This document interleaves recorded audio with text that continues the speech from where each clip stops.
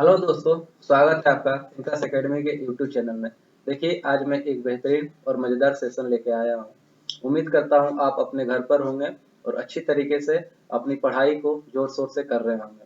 आपको ज्ञात होगा कि झारखंड सरकार ने यहाँ की इंटर और मैट्रिक की बोर्ड परीक्षाएं दिसंबर के मिड दिसंबर के करीब-करीब निर्धारित कर रखा है जी। और इसके लिए जेसीईआरटी की वेबसाइट पे हर एक सब्जेक्ट से जुड़ा 5-5 मॉडल क्वेश्चन जारी कर दिया है, जिससे कि सारे विद्यार्थी अपने बोर्ड परीक्षा में पूछे जाने वाले क्वेश्चन का पैटर्न और प्रकृति को ऑब्जर्व कर पाए।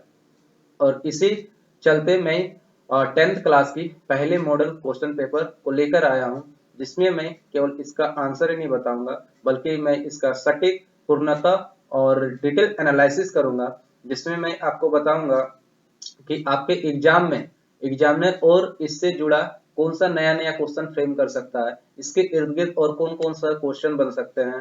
तो आप अंत तक इस वीडियो को देखिएगा, अंत तक बने रहिएगा, जिससे कि आप जब एग्जाम में बैठिएगा तो आपको एक भी ऐसा क्वेश्चन नहीं लगेगा जी जो आपने पढ़ के नहीं गया होगा। मैं जो ये मॉडल क्वेश्चन का सारा वीडियो दूंगा, उसको देख के एक बार जरूर जाइएगा। इससे एक भी क्वेश्चन आपको एग्जाम में बाहर देखने को नहीं मिलेगा। तो चलिए देखते हैं। ठीक है, देखिए, आपका जो पहले एग्जाम होता था जी, वो संपूर्ण सिलेबस का यानी 100% सिलेबस का लिया जाता था। और जब से कोरोना आया, तब सरकार ने क्या प्रावधान किया था कि इसमें से 25% सिलेबस को कम करके 75% सिलेबस का एग्जाम लेना इन्होंने सोचा था। लेकिन इसने और भी प्रावधान किया हुआ कि इन्होंने इसको दो पार्ट में डिवाइड कर दिया। इसमें 37.5% सिलेबस को रखा, इसमें इन्होंने 37.5% सिलेबस को रखा। और इन्होंने इसको बोला कि हम इसको दो पार्ट में एग्जाम को डिवाइड करके लेंगे, यानी बोर्ड परीक्षा को दो पार्ट में तोड़ कर लेंगे। एक को इन्होंने फर्स्ट टर्म का, दूसरे को इन्होंने सेकंड टर्म का,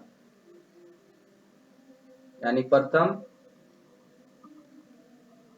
सांविधिक परीक्षा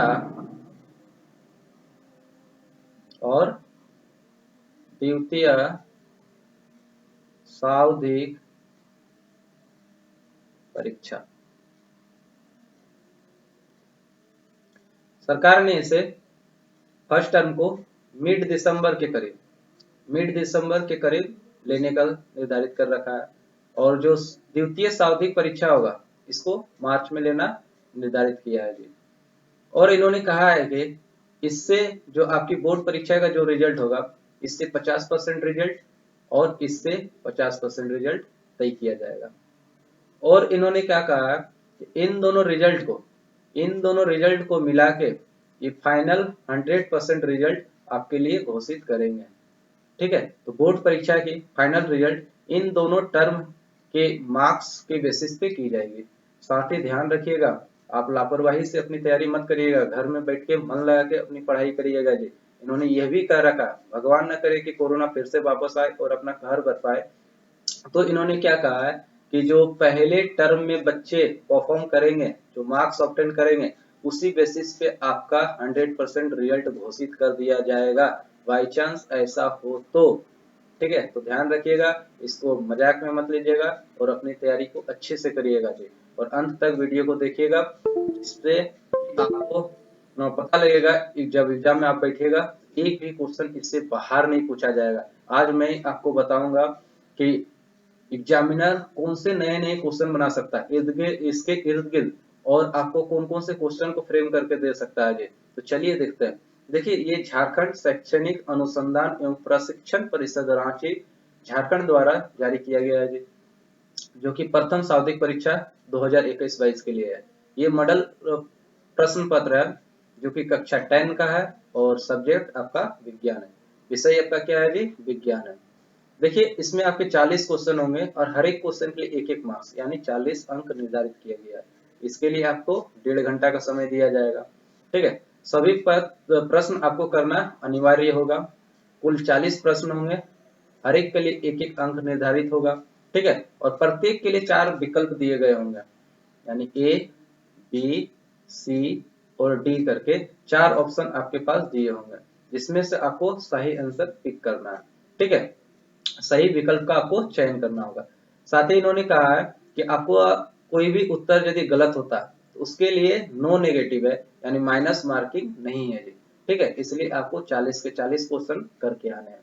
ठीक है, तो चलिए देखते हैं पहले प्रश्न से। देखिए, जो मॉडल प्रश्न पत्र का पहला क्वेश्चन है वो कहा है कि दाढ़ी बनाने में किस प्रकार के दर्पण का उपयोग किया जाता है।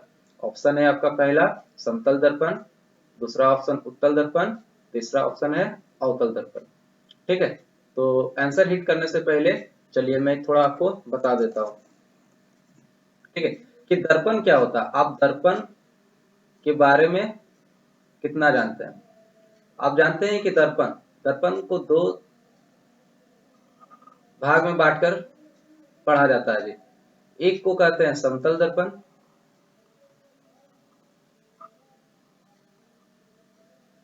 एक को कहते हैं गोलीय दर्पण। ठीक है, और इस गोलीय दर्पण को हम लोग फिर दो भाग में बांटते हैं। एक को कहते हैं हम लोग अवतल दर्पण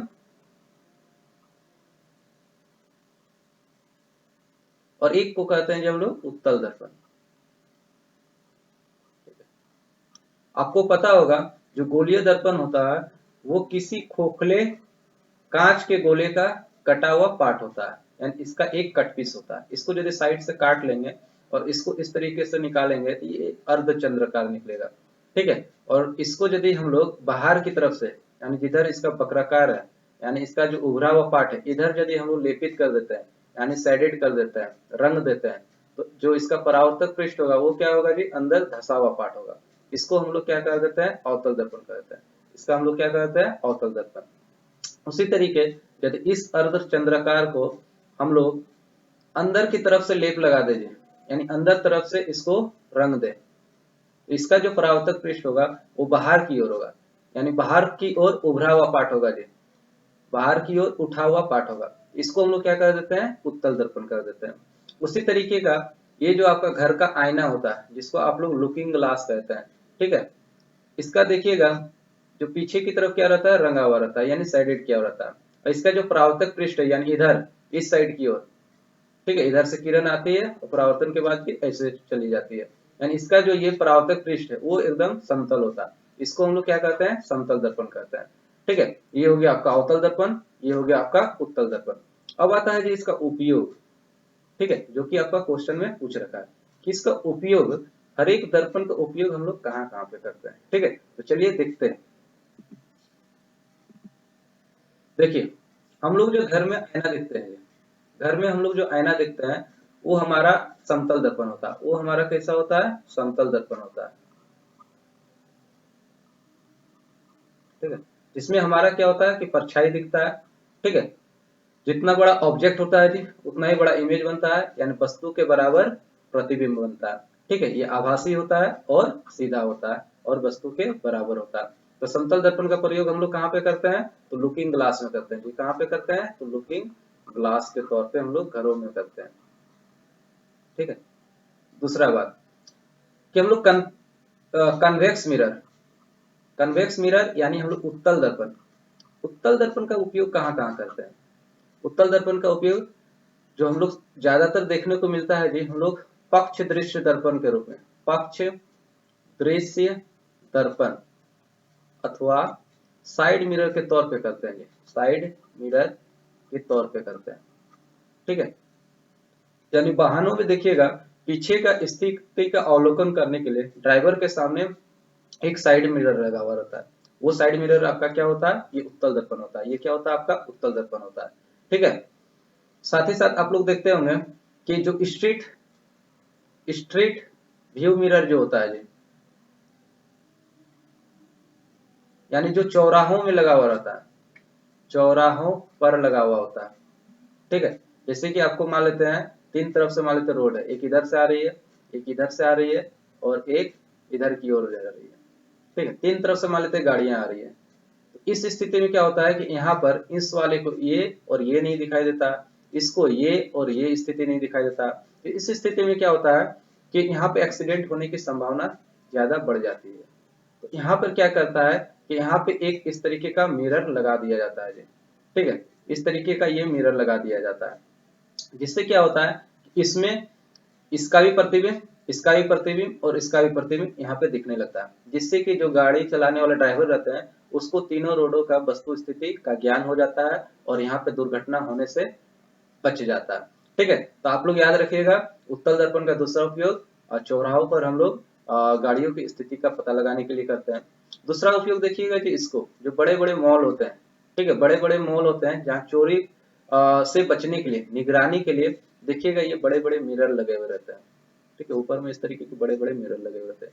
इसमें क्या होता है कि इस पूरे मॉल का प्रतिबिंब यहाँ पे बनता है, पूरे मॉल का प्रतिबिंब यहाँ पे देखने को मिलता है, जो कि साइड में कोई बंदा बैठ के उसका अवलोकन करते रहता है जी। वहां पे कोई चोरी वाला कोई घटना तो नहीं हो रही है, यानी इसका ये निगरानी रखता है। तो उत्तल दर्पण का प्रयोग आप लोग देख ले कहाँ पे, चौराहों पर या साइड मिरर के तौर पे या फिर मॉल में वस्तु स्थिति को जानने के लिए। एक क्वेश्चन आपको एग्जामिनर ये भी पूछ सकता है कि साइड मिरर के तौर पे हम लोग उत्तल दर्पण का ही हमेशा प्रयोग क्यों करते हैं। ठीक है, तो आपको पता होगा जी, उत्तल दर्पण जो कि इस तरीके का होता है, इसका जो परावर्तक पृष्ठ है, इसका जो परावर्तक पृष्ठ है वो बाहर की ओर वक्रित होता है, और ये क्या होता है, एक अपसारी दर्पण होता है। इसका जो ये व्यूइंग एरिया है, यानी इसका जो दृष्टि क्षेत्र है जी, काफी बड़ा है। इसका जो दृष्टि क्षेत्र है वो काफी बड़ा होता है। साथ ही साथ ये क्या करता है, किसी प्रतिबिंब का छोटा और सीधा प्रतिबिंब बनाता है, और यही कारण है कि हम लोग हमेशा साइड मिरर में उत्तल दर्पण का प्रयोग करते हैं। ठीक है, तो आते हैं आंसर पे कि इसका आंसर क्या होगा। तो यहाँ पे क्या पूछा था, दाढ़ी बनाने में हम किस प्रकार के दर्पण का उपयोग करते हैं। तो देख लेते हैं हम लोग अवतल दर्पण का उपयोग, किसका, अवतल दर्पण का। अवतल दर्पण का उपयोग हम लोग किसमें, दाढ़ी बनाने में करते हैं, यानी मेकअप मिरर्स में करते हैं। देख रहे होंगे ये दाढ़ी बनाने में कर रहा है और ये अपना लिपस्टिक पोत रही है, यानी शेविंग मिरर में हम लोग किसका यूज करते हैं, तो अवतल दर्पण का। ठीक है, क्यों, क्योंकि हमारे जब दाढ़ी बनाते हैं तो जो छोटे छोटे दाढ़ी होते हैं जो कि बार्बर को नहीं दिखाई देता है, तो वो उसको क्या करता है, बड़ा आकार करके उसको देखता है, फिर उसको क्या करता है, सफाई करता है जी। इसलिए हम अवतल दर्पण का शेविंग मिरर के तौर पे प्रयोग करते हैं। साथ ही साथ देखिएगा जितने भी ईएनटी डॉक्टर रहते हैं, कितने ईएनटी डॉक्टर, यानी ईयर, नोज और थ्रोट, आंख नाक कान, आंख नाक और गला के जो डॉक्टर होते हैं, ठीक है, वो क्या करते हैं, जैसे कि मान लेते हैं इसके टिथ पे डिके हो गया, यानी इसका दंत क्षय हो गया, दांत में कोई कीड़ा लग गया, तो डॉक्टर सिंपल क्या करता है, इस तरीके का एक चिमटी लेता है, ठीक है, जिसके अग्रभाग में क्या रहता है, एक मिरर लगा रहता है, यानी अवतल दर्पण लगा रहता है। इसको जब मुंह के अंदर डालता है तो इसके मुंह के अंदर का वस्तु स्थिति दिख जाता है, यानी कोई कीड़ा है तो उसका साइज उसको बड़ा करके दिखाई दे देता है, जिससे डॉक्टर उसकी स्थिति को जान जाता है, फिर उसका चिकित्सा कर पाता है। ठीक है, साथ ही साथ आप देखेंगे कि टॉर्च में किसका प्रयोग किया जाता है, तो टॉर्च के अंदर ये जो सफेद रंग का सितारा देखने को मिल रहा है, ये आपका कौन सा दर्पण होता है, तो अवतल दर्पण। क्योंकि आप लोग जानते हैं जो टॉर्च होता है वो हम लोग इस तरीके का होता है ना, यहाँ पे इसका बल्ब लगा हुआ रहता है जो कि ब्लिंक करते रहता है इस तरीके का। यहाँ से जो रे निकलेगा, यहाँ से जो रे निकलेगा, सितारा नहीं लगा रहेगा, फिर इसका जो किरण होगा वो इधर उधर क्या होगा, विकृत हो जाएगा, और हमारा जो उद्देश्य है आगे की ओर देखना वो हो नहीं पाएगा। इसलिए यहाँ पे सितारा लगा दिया गया है, जैसे ही ये किरण यहाँ पे जाएगी ये टकरा के सीधे निकलेगी, ये किरण टकरा के सीधे ऐसे निकलेगी, और ये सारी किरण ऐसे निकलेगी, और हमको आगे की ओर सारा स्थिति देखने को मिल जाएगा। इसीलिए जो जो टॉर्च में यूज करते हैं हम लोग, वो कौन सा दर्पण को यूज करते हैं, अवतल दर्पण का यूज करते हैं। साथ ही साथ ये देख रहे होंगे, ये है आपका सौर भट्टी, ये आपका क्या है, सौर भट्टी। भट्टी में कोई चीज पकाने के लिए हम लोग प्रयोग करते हैं ना, जहाँ पे हमको क्या चाहिए होता है, गर्मी चाहिए होता है, यानी हीट चाहिए होता है। ठीक है, तो आप जानते हैं सौर ऊर्जा का प्रयोग हम लोग हीट के तौर पे करते हैं, उष्मा के तौर पे करते हैं। ये जो है ये हमारा अवतल दर्पण होता है, जो क्या करता है, सौर ऊर्जा को अवशोषित करता है, यानी धूप को क्या करता है, ये अवशोषित करता है। ठीक है, और यहाँ पे क्या होता है, ये चैम्बर हीटिंग चैम्बर के तौर पे ये बन जाता है, जिससे हम क्या करते हैं, बहुत सारी चीजों को पकाने में कर लेते हैं। सौर भट्टी में हम किसका यूज करते हैं जी, अवतल दर्पण का। ठीक है, साथ ही साथ देख रहे हो ये क्या है, ये आपका सोलर कुकर है जी। क्या है ये आपका, solar cooker. Solar cooker, solar cooker में भी हम किसका प्रयोग कर लेते हैं, तो अवतल दर्पण का। ठीक है, इस तरीके का देख रहे हो ये बॉक्स होता है, ठीक है, जिसके अंदर ब्लैक रंग का कपड़ा लगाया रहता है, ये जो मिरर होता है और ये मिरर जो होता है वो कैसा होता है जी, अवतल दर्पण का होता है। ये क्या करते हैं, सारे धूप को क्या करती है, अवशोषित करके इस बॉक्स के अंदर डाल देती है। जिससे क्या होता है, ये बॉक्स काफी गर्म हो जाता है और इसके अंदर जो टिफिन रहता है, जो हमारा खाना रहता है, वो जल्दी पक जाता है। तो देख रहे हैं अवतल दर्पण का प्रयोग हम लोग दाढ़ी बनाने में, ईएनटी डॉक्टर्स लोग, टॉर्च में, सौर भट्टी में, सोलर कुकर में, साथ साथ आप लोग देखेंगे हेडलाइट में, जितने भी गाड़ी रहते हैं उसके जो आपका अग्रदीप रहता है यानी हेडलाइट, उसमें भी हम इसी का यूज करते हैं। ठीक है, ट्रक वगैरह का जो हेडलाइट होता है उसमें भी हम लोग किसका यूज करते हैं, अवतल दर्पण का। ठीक है, तो चलिए आंसर को देखते हैं। यहाँ तक कौन सा, गाड़ी बनाने में हम किस दर्पण का उपयोग करते हैं, तो सिंपल सा किसका, समतल दर्पण का लुकिंग ग्लास में, उत्तल दर्पण का साइड मिरर में, और दाढ़ी बनाने में हम किसका यूज करते थे, अवतल दर्पण का। तो इसका जो आंसर हो जाएगा फर्स्ट का, वो क्या हो जाएगा, सी नंबर यानी अवतल दर्पण। ठीक है, अब आते हैं सेकंड क्वेश्चन पे। दूसरा क्वेश्चन पूछ रखा है, गोलीय दर्पण में फोकस दूरी और वक्रता त्रिज्या के बीच क्या संबंध होता है जी। देखिए, मान लेते ये कोई गोलीय दर्पण है, ठीक है, मान लीजिए हम अवतल दर्पण बना लिए। ये जो काल्पनिक रेखा रहती है इसको हम लोग क्या कहते हैं, मुक्त अक्ष कहते हैं। इस बिंदु को हम लोग ध्रुव कहते हैं। ठीक है, और ये जिस खोखले कांच के गोले का कटा हुआ पार्ट होता है उसी के केंद्र को इसका वक्रता केंद्र कहा जाता है। P से C तक की दूरी को हम लोग क्या कहते हैं, वक्रता त्रिज्या कहते हैं यानी R कहते हैं। और जब मुक्त अक्ष के समांतर कोई किरण आती है तो परावर्तन के बाद ये मुक्त अक्ष के जिस बिंदु से होकर ये गुजरती है, ठीक है, उसी बिंदु को हम लोग क्या कहते हैं, मुख्य फोकस करते हैं। उसी को हम लोग क्या कहते हैं, मुख्य फोकस करते हैं। साथ ही साथ आप देख रहे होंगे P से F तक की जो दूरी है उसी को हम लोग क्या कहते हैं, फोकस दूरी कहते हैं। उसी को हम लोग क्या कहते हैं, फोकस दूरी कहते हैं। तो जो ये वाला दूरी है जिसको मैं रंग रहा हूँ, ये देख रहे होंगे, ये पूरा दूरी का क्या आधा है, ये पूरा दूरी का क्या आधा है। पूरा दूरी क्या है आपका, वक्रता त्रिज्या यानी आर है। आर क्या है, ये पी से सी तक की दूरी यानी पीसी को हम लोग क्या कह दे रहे हैं, आर कह दे रहे हैं। ठीक है, तो आर इक्वल टू क्या हो रहा है, ए एफ और ए एफ यानी कह सकते हैं दो एफ, दो एफ की दूरी के बराबर क्या है हमारा आर है, यानी 2f बराबर क्या हो गया, आर हो गया।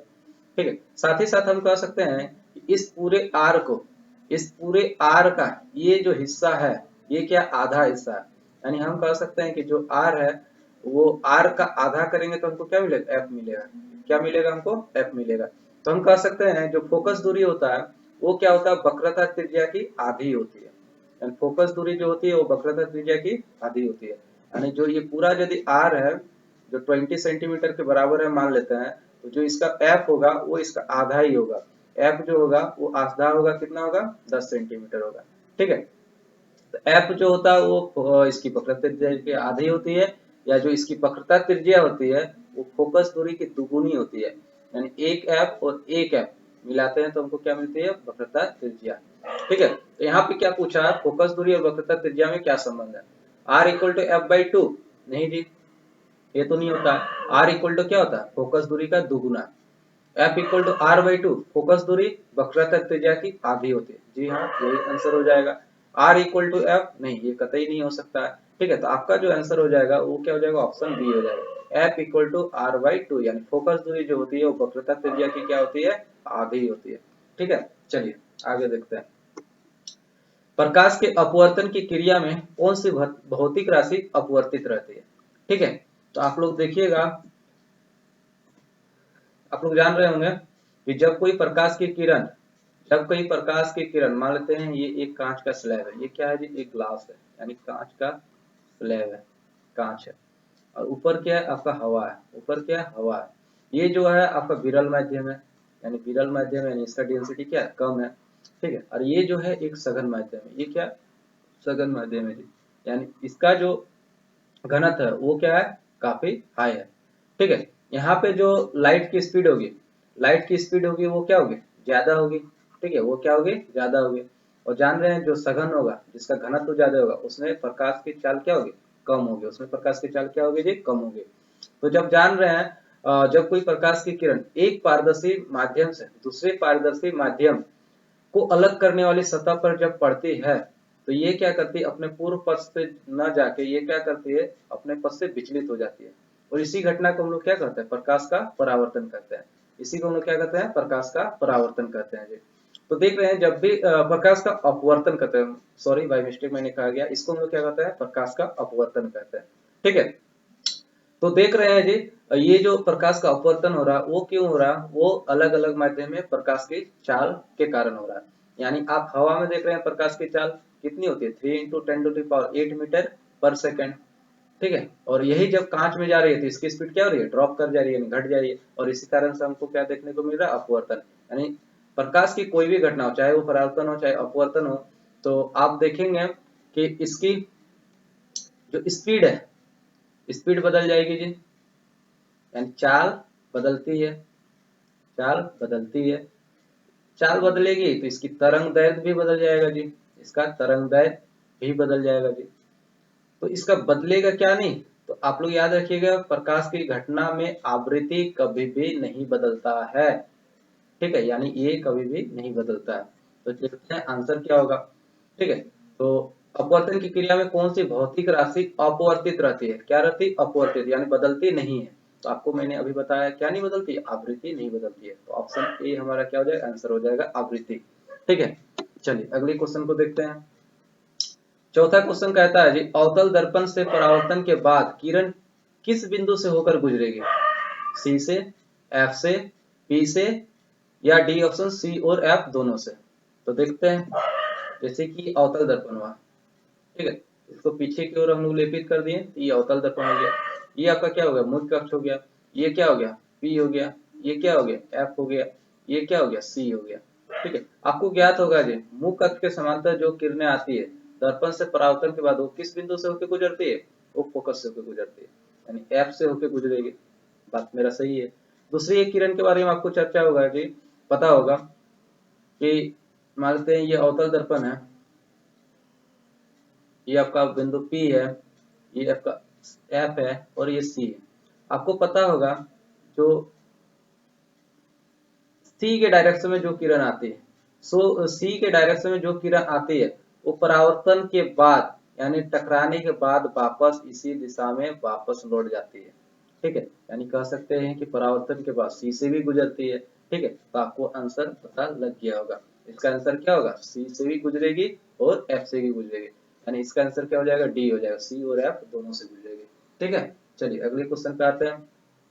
पांचवा क्वेश्चन कहता है, किसी दर्पण से वस्तु को कहीं भी रखने से वस्तु के बराबर आकार का, वस्तु के बराबर आकार का सीधा प्रतिबिंब मिलता है जी। ठीक है, आप ध्यान रखिएगा, यानी वो दर्पण कौन होगा जिसके सामने हम किसी वस्तु को कहीं पर भी रखें तो उसका सीधा और वस्तु के आकार के बराबर प्रतिबिंब बनाएगा। क्या वो उत्तल दर्पण होगा, क्या वो अवतल दर्पण होगा, क्या वो समतल दर्पण होगा, या समतल उत्तल दोनों होगा। तो देखते हैं, आपका जो समतल दर्पण होता है, आपका जो समतल दर्पण होता है वो जी हमेशा सीधा प्रतिबिंब तो बनाता है और वस्तु के बराबर प्रतिबिंब भी बनाता है, वस्तु के बराबर आकार का प्रतिबिंब बनाता है, भले इसके सामने हम वस्तु को कहीं पर भी रखें। ठीक है, दूसरी बात, जो ये आपका उत्तल दर्पण होता है इसके सामने भी हम किसी वस्तु को कहीं पे रखेंगे ना, इसके सामने भी हम किसी वस्तु को कहीं पे भी रखें, यहाँ रखें, यहाँ रखें, यहाँ रखें, कहीं पे भी रखें, चाहे अनंत पे रखें, ये किसी भी वस्तु का प्रतिबिंब, किसी भी वस्तु का प्रतिबिंब दर्पण के पीछे ही बनाएगा, आभासी बनाएगा, सीधा बनाएगा। ठीक है, क्या बनाएगा, आभासी बनाएगा, आभासी और सीधा बनाएगा। लेकिन याद रखिएगा यह हमेशा वस्तु से छोटा प्रतिबिंब बनाता है, और यही कारण है कि इसको हम साइड मिरर के तौर पे यूज करने में प्रेफर करते हैं। ठीक है, अगला मिरर हो जाता है जी अवतल। अवतल क्या करता है, किसी वस्तु का ये क्या करता है, छोटा और आवर्धित दोनों प्रकार का प्रतिबिंब बनाता है, यानी छोटा भी और बड़ा भी, साथ साथ ये सीधा भी बनाता है और उल्टा प्रतिबिंब, दोनों प्रकार का प्रतिबिंब बना सकता है। लेकिन आपको क्वेश्चन में क्या पूछा गया था, वैसा दर्पण जिसके सामने कहीं पर भी वस्तु को रखा जाए तो वो हमेशा सीधा प्रतिबिंब देगा और वस्तु के आकार के बराबर देगा। तो आपका आंसर कौन होगा, यहाँ पे आंसर आपका हो जाएगा जी समतल दर्पण। कौन सा दर्पण हो जाएगा? समतल दर्पण। ऑप्शन सी आपका आंसर हो जाएगा। ये हमेशा वस्तु का सीधा और बराबर आकार का प्रतिबिंब देगा, भले ही वस्तु को उसके सामने कहीं पर क्यों न रखा गया हो। ठीक है, चलिए आगे देखते हैं। छठा क्वेश्चन पूछता है प्रकाश के अपवर्तन के कितने नियम है? प्रकाश के अपवर्तन के कितने नियम है? ठीक है, तो मैंने अभी आपको अपवर्तन के बारे में जानकारी दिया था जी। ठीक है, अपवर्तन के दो नियम है। कितने नियम है? अपवर्तन के दो नियम है। ठीक है, पहला नियम क्या कहता है? पहला नियम कहता है जी कि जो मान लेते इस तरीके का अभी कांच का स्लैब दिखाया था ना, जिसमें प्रकाश की क्या हो रही थी? अपवर्तन हो रही थी। ठीक है, क्या होता है? इधर जाना चाहिए था, लेकिन ये क्या होता है? झुक जाता है। ठीक है, इस किरण को क्या कहते हैं? आपतित किरण। इसको क्या कहते हैं? आपतित किरण। ठीक है, इस किरण को क्या कहते हैं? जो मुड़ के जा रही है, इसको कह रहे हैं अपवर्तित किरण। इसको क्या कहते हैं? अपवर्तित किरण। इसको कहते हैं अपवर्तित किरण। और आपतित किरण जिस बिंदु पर टकराती है, उस बिंदु को हम लोग क्या कहते हैं? आपतन का कोण। क्या कहते हैं इसको? आपतन कोण। ठीक है, और ये क्या है जी? जो आपतन कोण पे 90 डिग्री गिरा है यानी नॉर्मल गिरा है, इसको हम लोग कहते हैं अभिलंब। तो पहला कहता है आपतित किरण, आपतित किरण आपतन बिंदु अभिलंब। ठीक है, तीनों तीनों एक ही तल के एक ही बिंदु पर होता है। ठीक है, ये आपका अपवर्तन का पहला नियम है। ठीक है, आपतित किरण, आपतन बिंदु, अपवर्तित किरण और अभिलंब सभी कई एक ही तल के एक ही बिंदु पर होता है। आपका अपवर्तन का क्या कहा? ये अपवर्तन का पहला नियम कहा गया। ठीक है, ये क्या कहता है? अपवर्तन का। ठीक है, आते हैं दूसरे नियम पे। दूसरा नियम क्या कहता है कि आपतन कोण का जया sine I by sine R, अपवर्तन कोण की जया का जो अनुपात आएगा वो हमेशा स्थिरांक आएगा। वो हमेशा क्या आएगा? स्थिरांक आएगा। और इस स्थिरांक को हम लोग क्या कहते हैं? अपवर्तनांक भी कहते हैं। इसको हम लोग क्या कहते हैं? अपवर्तनांक भी कहते हैं। ठीक है, ये आपका दूसरा लॉ हो गया। और इसको डिटरमाइन किसने किया था? स्नेल्स ने। इसको क्या किसने किया था? स्नेल ने। इसलिए इस लॉ को हम लोग क्या कहते हैं? स्नेल्स लॉ भी कहते हैं। यानी second law of refraction is also known as Snell's law of refraction. ठीक है, इसको हम लोग क्या कहते हैं? स्नेल्स का लॉ भी कहते हैं। तो आपको यदि एग्जाम में पूछ ले स्नेल्स का लॉ किसे कहते हैं, तो अपवर्तन के दूसरे नियम को हम लोग स्नेल्स का लॉ कहते हैं। ठीक है, यानी किसी खास प्रकाश के वर्ण के लिए आपतन कोण की जया और अपवर्तन कोण की जया का अनुपात हमेशा क्या आएगा? स्थिरांक आएगा। यानी क्या आएगा? स्थिरांक आएगा। ठीक है, इसको आप लोग ध्यान में रखिएगा। तो कितने नियम हो गए? दो नियम हो गए। ठीक है, तो आंसर क्या हो जाएगा आपका? आंसर जी आपका हो जाएगा ऑप्शन बी। ठीक है, चलिए अब पूछा है जी 7 नंबर क्वेश्चन। किसी गोलीय दर्पण की वक्रता त्रिज्या 50 सेंटीमीटर है। यानी वक्रता त्रिज्या आर बराबर क्या दिया है? 50 सेंटीमीटर। ठीक है, आर कितना दिया है? 50 सेंटीमीटर। ठीक है, तो पूछा इसकी फोकस दूरी क्या होगी? इसकी फोकस दूरी क्या होगी जी? फोकस दूरी अभी बताए थे, पूरा जो आर होता है उसका आधा पार्ट को हम लोग क्या कहते हैं? फोकस दूरी कहते हैं। यानी पूरी जो आर है उसका आधा कर दीजिए, वो आपको क्या दे देगा? फोकस दूरी दे देगा। यानी 50 सेंटीमीटर का आधा करेंगे तो हमको क्या मिल जाएगा? 25 सेंटीमीटर। 25 सेंटीमीटर हमारा फोकस दूरी हो जाएगा। आंसर हमारा क्या हो जाएगा? Option C. ठीक, उम्मीद करता हूँ आपको अच्छा लग रहा होगा सेशन, और ध्यान लगाकर एक एक क्वेश्चन को बारीकी से देखिए। इसके जो मैं एक्स्ट्रा फैक्ट्स बता रहा हूँ उसको ध्यान से देखिए, ताकि जब आप एग्जाम में बैठिएगा ना तो आपके एक भी क्वेश्चन इससे बाहर देखने को नहीं मिलेंगे। मैं इसकी गारंटी आपको देता हूँ। ठीक है, तो चलिए चलते हैं अगले क्वेश्चन पे। देखिए आठवां क्वेश्चन। आठवां क्वेश्चन कहता है जी 1 मीटर की फोकस दूरी वाले उत्तल लेंस की क्षमता क्या होगी? सबसे पहले हम लोग देख लेते हैं कि दिया क्या हुआ है। दिया हुआ है एफ, फोकस दूरी बराबर दिया हुआ है 1 मीटर। ठीक है, साथ ही साथ देख रहे हैं ये किसी उत्तल दर्पण उत्तल लेंस का है। किसका? उत्तल लेंस का। उत्तल लेंस का आप लोग जानते हैं फोकस क्या होता है?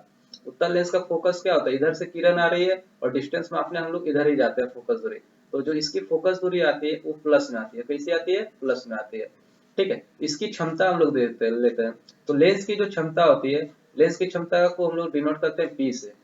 P इक्वल टू क्या होता है 1/f, यानी किसी लेंस की फोकस दूरी के व्युत्क्रम को हम लोग क्या कहते हैं, उसकी क्षमता कहते हैं। ठीक है, तो बस पलट देते हैं और f कितना दिया 1 मीटर, तो फाइनली ये क्या होगा, कैंसिल होकर आपका एक डायप्टर आएगा जी, और प्लस है तो +1 डायप्टर इसका आंसर हो जाएगा। तो 1 मीटर फोकस दूरी और एक उत्तल लेंस की क्षमता क्या हो जाएगी जी, +1 डायप्टर, यानी ऑप्शन बी आपका आंसर हो जाएगा। ठीक है, चलिए ध्यान रखिएगा, लेंस की क्षमता, लेंस की क्षमता, लेंस की क्षमता को आपको बताया, लेंस की क्षमता को P से डिनोट करते हैं, जो कि इसकी फोकस दूरी का व्युत्क्रम होता है। ध्यान रखिएगा F को हमेशा यहाँ पे हम लोग मीटर में लेके चलेंगे। ठीक है, हमेशा F को हम लोग मीटर में, यदि आपका F सेंटीमीटर में दिया है तो सबसे पहले आपका काम होगा उसको मीटर में तब्दील करिए, फिर क्या करिए, लेंस की क्षमता ज्ञात करिए। लेंस की क्षमता का जो SI मात्रक होता है, लेंस की क्षमता का जो मात्रक होता है जी, वो आपका क्या हो जाता है, वो आपका डायप्टर हो जाता है, वो आपका क्या हो जाता है, डायप्टर। ठीक है, इसको हम लोग कैपिटल D से डिनोट करते हैं। ठीक है, तो चलिए इतना सारे फैक्ट्स आप ध्यान रखिएगा। आते हैं आगे अगले क्वेश्चन पे। किसी उत्तल लेंस की फोकस दूरी हमेशा होती है, अभी बताया जी, उत्तल लेंस की फोकस दूरी किसमें होती है, प्लस में होती है, किसमें होती है, प्लस में होती है, यानी कैसे होती है, धनात्मक होती है। ठीक है, क्यों होती है ये भी जानिए, क्योंकि आप जानते हैं ये आपका क्या है, उत्तल लेंस है। ठीक है, ये आपका उत्तल लेंस है, ये आपका प्रिंसिपल एक्सिस है, ये आपका प्रकाशिक केंद्र है। कोई किरण मान लेते इधर से आ रही है, ठीक है, तो यहाँ से टकराने के बाद ये किधर से होके जाएगी, इधर से होके जाएगी। ठीक है, तो जिस बिंदु से होके जाएगी मुख्य अक्ष के, उसको हम लोग क्या कहेंगे, फोकस कहेंगे। और फोकस दूरी मापने के लिए हम लोग किधर जाएंगे, इधर जाएंगे। और किरण किधर आ रही है, इधर आ रही है। और आपको चिन्ह परिपाटी पता है, जिस दिशा में किरण आती है उसी दिशा में हम लोग यदि दूरी मापते हैं तो वो हमारी दूरी क्या हो जाती है, प्लस में। और जो दिशा में किरण आती है और उसके अपोजिट में हम लोग दूरी मापते हैं तो हमारे क्या आती है, नेगेटिव में आती है। तो यहाँ पे देख रहे हैं किरण आ रही है इधर से और दूरी माप रहे हैं हम लोग उसी दिशा में, तो हमारा जो इसका एफ आएगा वो क्या आ जाएगा, प्लस में आ जाएगा। क्या आ जाएगा, प्लस में आ जाएगा। तो यहाँ पे जो आपका उत्तल लेंस की फोकस दूरी आएगी क्या होगी, प्लस में आएगी। यही यदि आपका अवतल पूछता है जी, क्या पूछता है, अवतल। ठीक है, अवतल पूछता, तो हम लोग देखते हैं इधर से किरण आ रही है तो टकराने वाली ये क्या होता है, अपसारित हो जाती है। तो इसका जो फोकस होगा वो पीछे की ओर मिलेगा, किरण जाएंगे इधर और दूरी मापने जाएंगे इधर विपरीत में। इसकी जो एफ आएगी वो क्या आएगी, नेगेटिव आएगी। यानी अवतल लेंस की फोकस दूरी ऋणात्मक होती है और उत्तल लेंस की फोकस दूरी आपकी धनात्मक होती है। चलिए दोनों बात आप ध्यान रखिएगा। ठीक है, आते हैं अगले क्वेश्चन में। कहता है प्रकाश का वेग न्यूनतम होता है निर्वात में, जल में, वायु में, कांच में। अब आप बताइए कि इसमें से घनत्व किसका ज्यादा है और घनत्व सबसे कम किसका है। आप जानते हैं कि प्रकाश के वेग सबसे कम उसी में होंगे जिसका घनत्व सबसे कम होगा। और आप साफ साफ बता सकते हैं कि निर्वात, निर्वात मतलब क्या होता है, जहाँ पे कुछ भी ना हो, यानी हवा तक ना हो, वाष्प तक ना हो, जल की कोई बूंदे ना हो, जहाँ तक की हवा भी वहाँ पे मौजूद ना हो। ठीक है, यानी कह सकते हैं वहाँ पे प्रकाश किरण को रोक टोक करने वाला कोई नहीं रहेगा। तो हम कह सकते हैं वहाँ पे प्रकाश की चाल सर्वाधिक होगी। ठीक है, यहाँ पे प्रकाश की चाल क्या होगी, सर्वाधिक होगी। लेकिन यहाँ पूछा न्यूनतम, यहाँ पे क्या पूछा है जी, न्यूनतम पूछा है। ठीक है, ठीक है, तो आपका आंसर क्या होगा, आपका आंसर न्यूनतम। आप देख रहे हैं यहाँ जल, वायु, सबसे ज्यादा जो घनत्व होगा वो किसका होगा, कांच का होगा। इसीलिए कांच में प्रकाश की चाल क्या होगी, सबसे कम होगी। ठीक है, यदि इसको हम लोग आरोही क्रम में सजाए, यानी बढ़ते क्रम में सजाए कि सबसे कम प्रकाश की चाल किसकी होगी, तो कह सकते हैं सबसे कम जो प्रकाश की चाल होगी कांच की होगी। यानी यहाँ पे लिखता हूँ, सबसे कम कांच में, उससे थोड़ा ज्यादा होगा जी पानी में,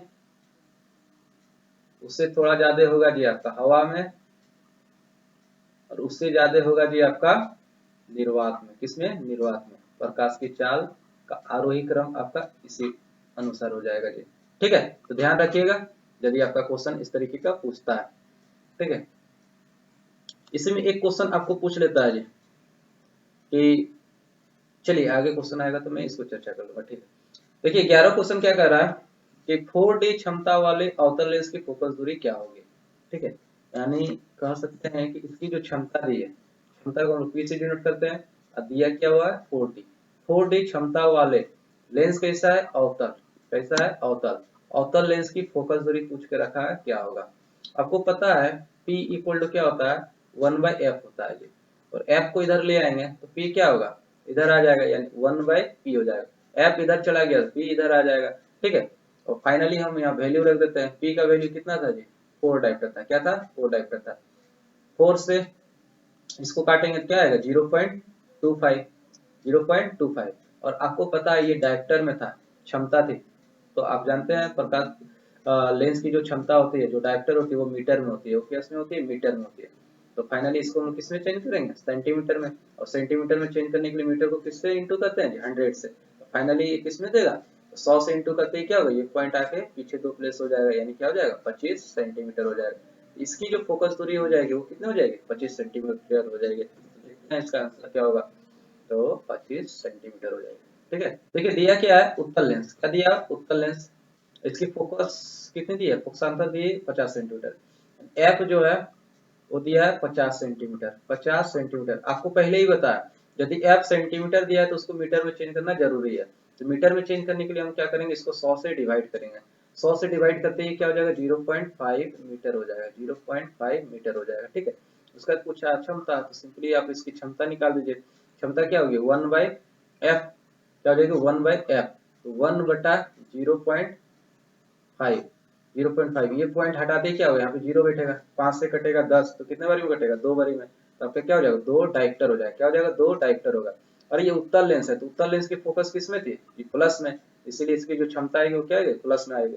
इसलिए जो इसका आंसर हो जाएगा क्या हो जाएगा, +2 डायप्टर हो जाएगा। इसका आंसर क्या हो जाएगा, 12 का ऑप्शन डी हो जाएगा।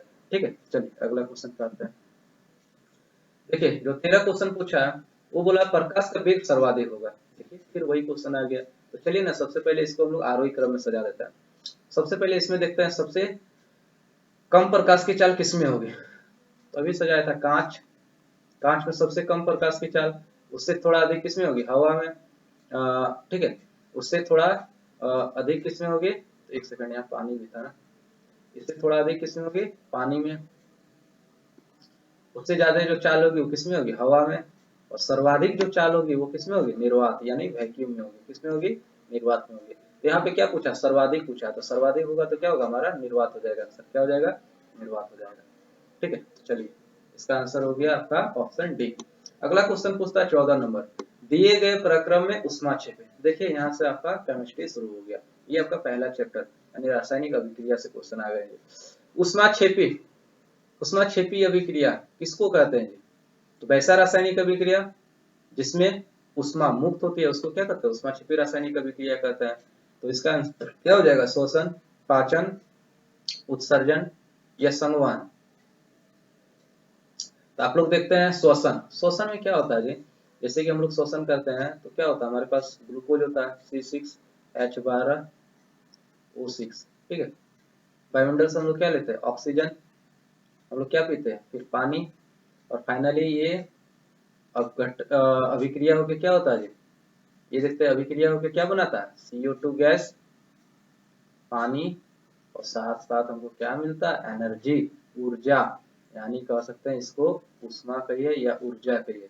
ठीक है, तो फाइनली देखते हैं जिस रासायनिक अभिक्रिया में उष्मा मुक्त होती है उसको क्या कहते हैं, उष्माक्षेपी रासायनिक अभिक्रिया कहते हैं। इसीलिए ये क्या है, श्वसन। ये कौन सी अभिक्रिया है, श्वसन। इसीलिए श्वसन भी एक क्या है, उष्माक्षेपी रासायनिक अभिक्रिया है। यानी श्वसन भी क्या है, एक उष्माक्षेपी रासायनिक अभिक्रिया। इसीलिए इसका आंसर क्या हो जाएगा, श्वसन। इसका आंसर क्या हो जाएगा, श्वसन। ठीक है, तो ध्यान रखिएगा। चलिए पाचन, पाचन कैसी अभिक्रिया है, एक अपघटन अभिक्रिया। कैसी है, अपघटन अभिक्रिया। देखिए हम लोग जो खाना पचा लेते हैं उसके बाद जो अवशिष्ट पदार्थ रहते हैं उसको शरीर से बाहर त्यागना, यानी मल मूत्र वगैरह हम लोग त्यागते हैं, उसको लोग क्या कहते हैं, उत्सर्जन कहते हैं। ठीक है, चलिए आगे देखते हैं। 15वां क्वेश्चन पूछता है कि चिप्स के पैकेट में, चिप्स के पैकेट में विकृत गंधिता। देखिए ये विकृत गंधिता, विकृत गंधिता बचने के लिए कौन सी गैस डाली जाती है। सबसे पहले आपको विकृत गंधिता के बारे में पता होना चाहिए। देखिए जैसे यही है आपके चिप्स के थैलियां। ठीक है, देखिए ये ज्यादातर आपके तेल या वसा या फैट वगैरह से बनाई जाती है। आपको ज्ञात होगा जब तेलीय अथवा वसा युक्त, यानी तेलीय और वसा युक्त खाद्य पदार्थ को, खाद्य पदार्थ को जब हम लोग हवा में ऑक्सीजन, ऑक्सीजन की उपस्थिति में छोड़ देते हैं जो लंबे समय तक के लिए, तो देखते हैं क्या होता है, इसका गंध भी बदल जाता है, इसका गंध भी बदल जाता है, इसका स्वाद भी बदल जाता है। ठीक है, यानी कह सकते हैं इसके गंध और स्वाद में क्या आ जाती है, विकृति आ जाती है जी। क्या आ जाती है, विकृति आ जाती है। और इसी घटना को हम लोग क्या कहते हैं, विकृत विकृत गंधिता कहते हैं। क्या कहते हैं, विकृत गंधिता अथवा रेंसिडिटी कहते हैं। क्या कहते हैं, रेंसिडिटी कह देते हैं। ठीक है, तो ये तो हो गया विकृत गंधिता की घटना।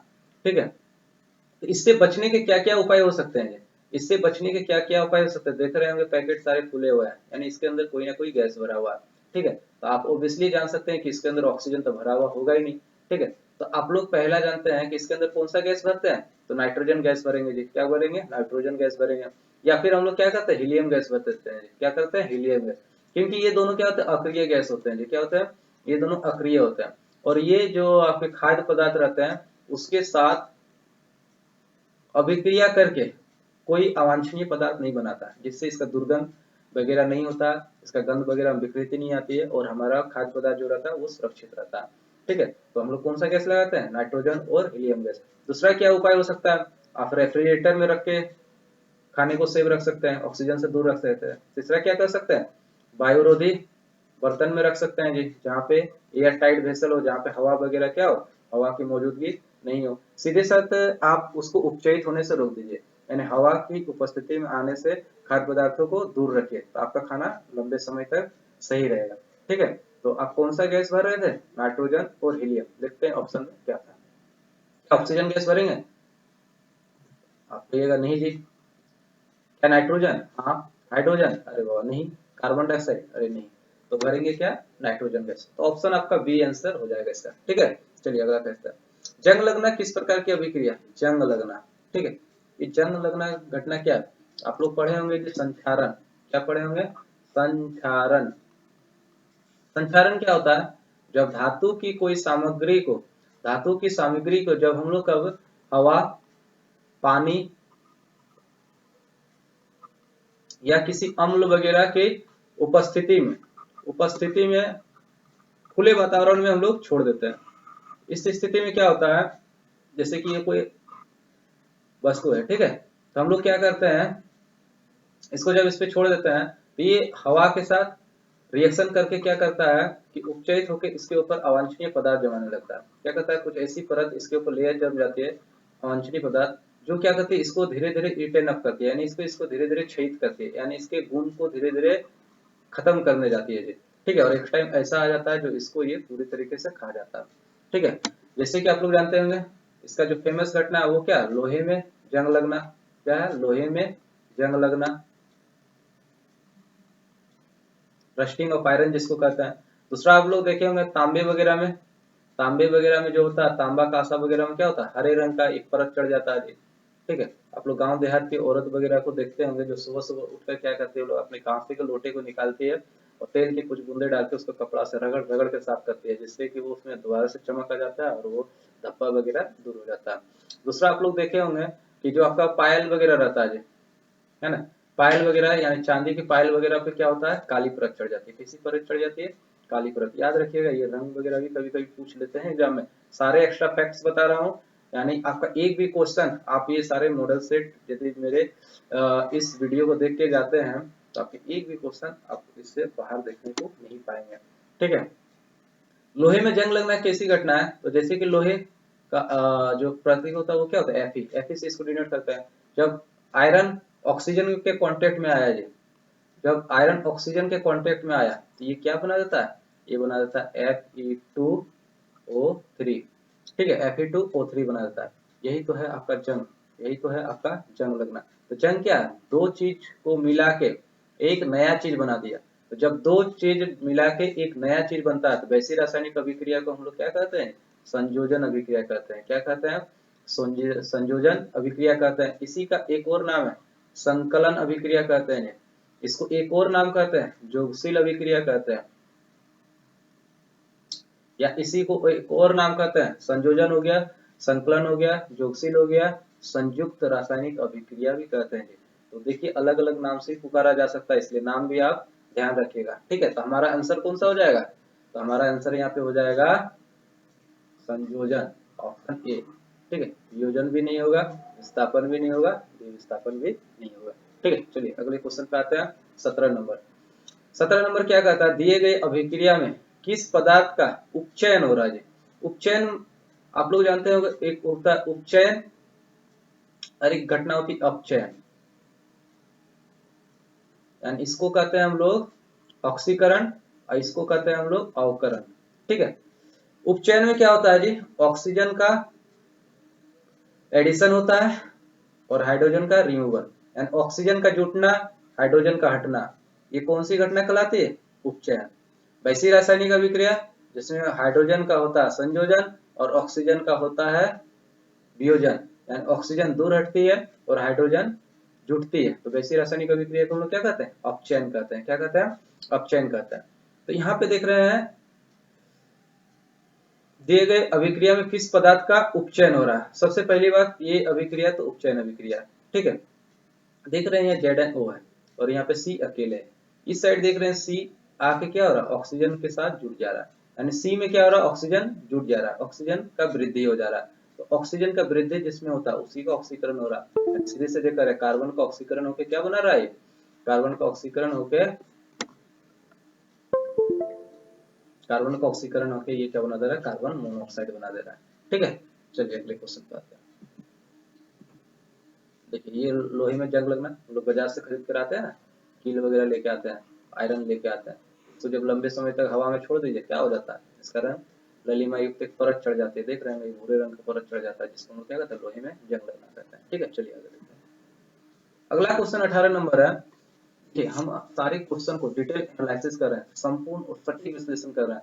थोड़ा टाइम लग सकता है लेकिन आप धैर्य रखें, आप एक एक क्वेश्चन को देखिए, आपका अच्छा रिवीजन यहाँ से हो सकता है। ठीक है, चलिए देखते हैं। दिए गए कौन सा रासायनिक समीकरण संतुलित है। आप लोग देख रहे हैं संतुलित, संतुलित किसको कहते हैं, बैलेंस्ड इक्वेशन किसको कहते हैं, संतुलित रासायनिक अभिक्रिया। आप लोग क्लास 9 में पढ़े होंगे द्रव्यमान संरक्षण का सिद्धांत, है ना। जब भी कभी भी रासायनिक अभिक्रिया होती है तो न तो नए परमाणु का सृजन होता है, न ही किसी परमाणु का क्या होता है, विनाश होता है। यानी द्रव्य अभिक्रिया होने से पहले अभिकारकों का द्रव्यमान और अभिक्रिया संपूर्ण होने के बाद उत्पाद का द्रव्यमान दोनों क्या रहता है, बराबर रहता है। दोनों क्या रहता है, बराबर रहता है। यानी किसी भी परमाणु का न तो सृजन होता है, न ही किसी परमाणु का विनाश होता है। इसे कह सकते हैं कि रासायनिक अभिक्रिया में अभिकारकों और प्रतिफलों के बीच जो परमाणु है वो सब क्या रहेंगे, बराबर रहेंगे, तो उसको हम लोग क्या कहेंगे, संतुलित रासायनिक समीकरण कर देंगे। तो देखते हैं किसमें है। सबसे पहले यहाँ देखते हैं सी ए इधर एक है, सी ए इधर एक है, चलिए बढ़िया बात है। फिर देखते हैं जी यहाँ पे हम लोग देखते हैं H को अलग करके देखते हैं। H कई गो है, 2 गो। ठीक है, इधर देखते हैं जी H कई गो है, 2 गो। चलिए H भी बराबर हो गया। ऑक्सीजन कई हो गया, 2 गो और 2 4 गो। ऑक्सीजन इधर कई गो है, 1 गो और 3 4 गो। चलिए ऑक्सीजन भी 4 गो हो गया जी। ठीक है, अब कौन सा बाकी रह गया, सी ए देख लिए, ऑक्सीजन देख लिए, हाइड्रोजन देख लिए, कार्बन इधर कई गो, 1 गो। इधर कार्बन देख रहे हैं जी 3 गो। मामला गया गड़बड़ा, यानी कार्बन जो है, कार्बन की परमाणु इधर एक ही है और इधर कितनी है, 3 है। बैलेंस कहाँ से हुई, ये संतुलित नहीं हुआ। चलिए अगले क्वेश्चन में देखते हैं। हाइड्रोजन 2 गो, हाइड्रोजन 4 गो, कतई नहीं हो सकता। ठीक है, इसके लिए यहाँ पे संतुलित करने के लिए वो क्या लगाना पड़ेगा, 2 लगाना पड़ेगा। ये 2 लगा रहता है तो होता है, लेकिन ये 2 नहीं लगा हुआ है। ठीक है, इधर देखते हैं 4 एल्यूमिनियम, 2 ही एल्यूमिनियम, ये भी नहीं होगा। ठीक है, इधर देखते हैं 2 गो CU, इधर देखते हैं 1 ही CU। ये क्या, एक भी ऑप्शन हमारा सही नहीं होगा क्या। ठीक है, यानी ये भी संतुलित नहीं है, ये भी संतुलित नहीं है और ये भी संतुलित नहीं है। ठीक है, आपका एक बार इसको चेक कर लेते हैं, CA1 ठीक है, ऑक्सीजन 2 और 2 4, ऑक्सीजन 1 और 3 4। ठीक है, और हाइड्रोजन देख लेते हैं 2, इधर हो गया 2, कार्बन देख लेते हैं इधर 1, इधर देख लेते हैं 3। यानी आपका कह सकते हैं इसमें एक भी संतुलित नहीं है जी, इसमें एक भी नहीं थी, इसको एक को तो देना चाहिए था। यानी आपका आंसर ये हो सकता था, इसका अगर 2 लगा देते हैं, यानी 2H2 प्लस O2 लगाते हैं जी, तो ये हो जाता है 2H2O। ठीक है, तो आपका फाइनल यही आंसर हो जाता है। ठीक है, चलिए गलत क्वेश्चन आता है, कोई बात नहीं, होता है। ठीक है, अगला आते हैं, दिए गए चित्र में कौन सी अभिक्रिया हो रही है जी, दिए गए चित्र में कौन सी अभिक्रिया हो रही है। चित्र तो दिया ही नहीं हुआ है, चित्र तो दिया हुआ नहीं है, चलिए देखते हैं दिए गए चित्र में कौन सी अभिक्रिया हो रही है। कोई बात नहीं, हम लोग यहाँ से समीकरण से देख रहे हैं। यहाँ क्या लेड पीबी, लेड जब कॉपर क्लोराइड से अभिक्रिया करता है तो ये क्या बनाता है, PbCl2 और Cu। यहाँ देख रहे हैं Pb गया Cu के पास और Cu को क्या किया, अलग हटा दिया, दूर हटा दिया। तो जब जानते हैं वैसी रासायनिक अभिक्रिया जिसमें अधिक क्रियाशील वाला तत्व, अधिक क्रियाशील वाले तत्व निम्न क्रियाशील वाले तत्व को उसके यौगिक से विस्थापित कर उसका जगह खुद वहां बनाकर एक नया यौगिक का निर्माण करता है, उसको हम लोग क्या कहते हैं जी, उसको हम लोग विस्थापन अभिक्रिया कहते हैं। उसको हम लोग क्या कहते हैं, विस्थापन अभिक्रिया कहते हैं। देख रहे हैं Pb गया Cu के पास और Cu को यहाँ से क्या किया, भगा दिया और Cl2 के साथ मिलकर कौन बनाया, Pp बना लिया, एक नया यौगिक बना लिया। जब इस प्रकार की घटना होती है तो इसको हम लोग क्या कहते हैं, इसको हम लोग विस्थापन कहते हैं। इसको हम लोग क्या कहते हैं, विस्थापन कहते हैं। ठीक है, चलिए अगला क्वेश्चन पे आते हैं, 20 नंबर ना। ठीक, दिए गए पदार्थ में कौन गंधीय सूचक की तरह व्यवहार करता है, गंधीय सूचक। ठीक है, तो सबसे पहले चलिए आज सूचक को अच्छी तरीके से पढ़ लें। सूचक, सूचक क्या होता है, ये इंडिकेटर जो होते हैं, इंडिकेटर ये क्या होते हैं, इंडिकेटर मीन्स आप लोग समझते क्या, ये जो होते हैं जी, ये या तो अपना रंग में या तो गंध में परिवर्तन करके, बदलाव करके ये अम्ल अथवा क्षारक की पहचान कराते हैं, कि क्या कहते हैं, पहचान, पहचान कराते हैं। ठीक है, तो सूचक यही होता है। ठीक है, आप देख रहे हैं सूचक, सूचक पहले होते कितने तरीके का, तो सूचक आप देख रहे होंगे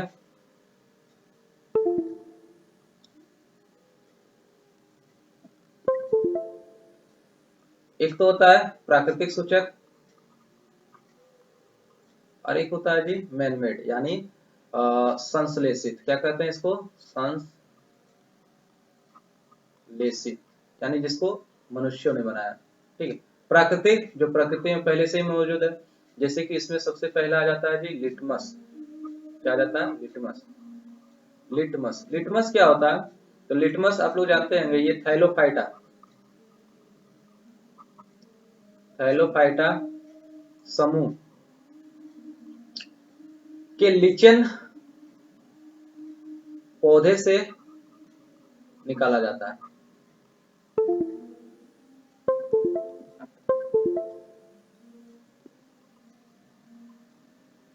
ठीक है, मान लेते हैं ये इसका घोल तैयार किया गया, ये लिटमस का घोल है और ये कैसा कलर का होता है जी, ये आपका जानते होंगे बैगनी कलर का होता है। कैसा हो जाता है, बैगनी कलर का होता है। इसमें ये लोग क्या करते हैं, फिल्टर पेपर डाल देते हैं, इसमें क्या करते हैं, फिल्टर पेपर डाल देते हैं और फाइनली फिर इसको निकाल के क्या करते हैं, ये लोग सुखा लेते हैं, सुखा लेते हैं। ठीक है, ठीक है, ये लोग क्या करते हैं, सुखा लेते हैं। उसी फिल्टर पेपर को ये लोग क्या करते हैं, लिटमस पत्र कहते हैं, क्या कहते हैं, लिटमस पत्र कहते हैं। और इस लिटमस पत्र को ले जाके विलयन में डालते हैं। जिस विलयन में इसका रंग लाल हो जाए उसको हम लोग अम्ल कहते हैं, उसको हम लोग क्या कहते हैं, अम्ल। यानी वैसा विलयन जो लिटमस पेपर का रंग लाल कर दे उसको हम लोग अम्ल कहते हैं, और जो नीला कर दे उसको हम लोग क्षारक कहते हैं, उसको हम लोग क्या कहते हैं जी, क्षारक कहते हैं। ये तो हो गया आपका लिटमस का घटना, ये किसका घटना हो गया, लिटमस का। ठीक है, आगे देखिएगा जी, तो और भी बहुत सारी प्राकृतिक सूचक है, जैसे आप लोग घर में देखते हैं उड़हल का फूल, उड़हल की फूल, बहुत से फूल की पंखुड़ियां, फिर देखेंगे हाइड्रेंजिया, फिर देखेंगे पेटूनिया, फिर देखेंगे लाल पत्ता गोभी,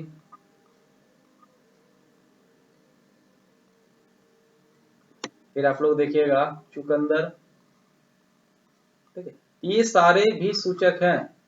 आगे देखिएगा आप लोग हल्दी। ठीक है, ये सारे अपने क्या कहते हैं, रंग वगैरह में बदलाव करवा के अम्ल अथवा क्षारक होने की पहचान कराते हैं। ठीक है, इस तरीके का जो संश्लेषित बताया जाए, जो हम लोगों ने बनाया, मानव निर्मित सूचक भी है। जैसे कि आप देखिएगा एक होता है फिनोल्फथालीन, ठीक है, एक होता है फिनोल्फथालीन, दूसरा देखना तुम होता है मैथिल ऑरेंज। ठीक है, मैथिल ऑरेंज हो गया जी। ठीक है, ये सारे क्या हो जाते हैं जी, ये हो जाते हैं आपके संश्लेषित सूचक। ठीक है, अब आता है कि ये सारे अपने रंग में क्या बदलाव करते हैं। लिटमस का आपको बता दिया, ठीक है। लिटमस क्या करते हैं, लिटमस एक तरफ हो गया अम्ल, एक तरफ हो गया जी क्षारक। लिटमस को जब अम्ल में डालते हैं तो ये लाल रंग में बदल जाता है, और जब क्षारक में डालते हैं तो ये क्या करता है, नीला रंग में, किसमें, नीला रंग में तब्दील हो जाता है। उसी तरह हल्दी, हल्दी का रंग क्या होता है जी, हल्दी का रंग देखिएगा जब क्षारक में पड़ता है जी, तो क्षारक में पड़ता है तो हल्दी का रंग देखिएगा लाल भूरे रंग का हो जाता है, कैसे, लाल भूरे रंग का हो जाता है। और अम्ल में देखिएगा इसका रंग पीला हो जाता है जी, कैसा हो जाता है, पीला, ठीक है। उसी तरह फिर आ जाता है मैथिल ऑरेंज, किसका आ जाता है, मैथिल ऑरेंज। मैथिल ऑरेंज का अम्ल में रंग देखिएगा तो हो जाता है जी लाल, कैसा हो जाता है, लाल। और इसमें कैसा हो जाता है जी, पीला, इसमें कैसा हो जाता है, पीला। उसी तरह देखिएगा फिनोल्फथेलिन, फिनोल्फथेलिन, फिनोल्फथेलिन का अम्ल में रंग देखिएगा तो हो जाता है रंगहीन, इसको इसमें डालिएगा ना तो ये अपना रंग खो देगा। और इसमें रंग देखिएगा तो इसका हो जाता है पिंक, गुलाबी कलर का, गुलाबी रंग का हो जाता है। तो सारे का रंग ध्यान में रखिएगा, एग्जाम में पूछ भी सकता है, ठीक है। चलिए आगे देखते हैं हम लोग। यहाँ पे गंधीय सूचक का बात किया जाए, कुछ ऐसे भी सूचक हैं जो क्या करते हैं, अपने गंध में बदलाव करके अम्ल अथवा क्षारक की पहचान कराते हैं। अम्ल है या क्षारक है, इसकी हमको पहचान कराते हैं। जैसे कि आप लोग जानते हैं प्याज, लौंग का तेल, लौंग तेल, है ना, लहसुन, लहसुन, ठीक है। फिर आप लोग देखिएगा वेनिला, वेनिला एसेंस, जिसको हम लोग कहते हैं वेनिला एसेंस। ये सारे क्या है, इसको जब आप लोग किसी अम्ल अथवा क्षारक में डालिएगा, ये अपने गंध में बदलाव करके बताते हैं कि ये अम्ल है, ये क्षारक है, ठीक है। तो आप आंसर दीजिए कि दिए गए पदार्थ में कौन सा गंधीय सूचक है। गंधीय सूचक क्या हल्दी है, नहीं, ये तो रंग बदलता था, लिटमस रंग बदलता था, चाइना रोज ये कैसा, प्याज, प्याज आपका गंधीय सूचक हो गया, ठीक है। तो चलिए आगे फिर देखते हैं क्वेश्चन। अब आता है हड्डियों को जोड़ने के लिए डॉक्टर किस लवण का प्रयोग करता है। अच्छा क्वेश्चन है, ठीक है। सबसे पहले आ जाते हैं ऑप्शन ए, बताया CaOCl2, CaOH whole twice, CaCO3, CaSO4, half H2। सबसे पहले इसका जो सही आंसर होगा वो क्या हो जाएगा, प्लास्टर ऑफ पेरिस, ठीक है। यानी जब भी टूटी फूटी हड्डी होती है उसको जोड़ने के लिए आपका जो डॉक्टर प्लास्टर चढ़ाता है वो क्या होता है, वो होता है कैल्शियम सल्फेट हेमीहाइड्रेट, कैल्शियम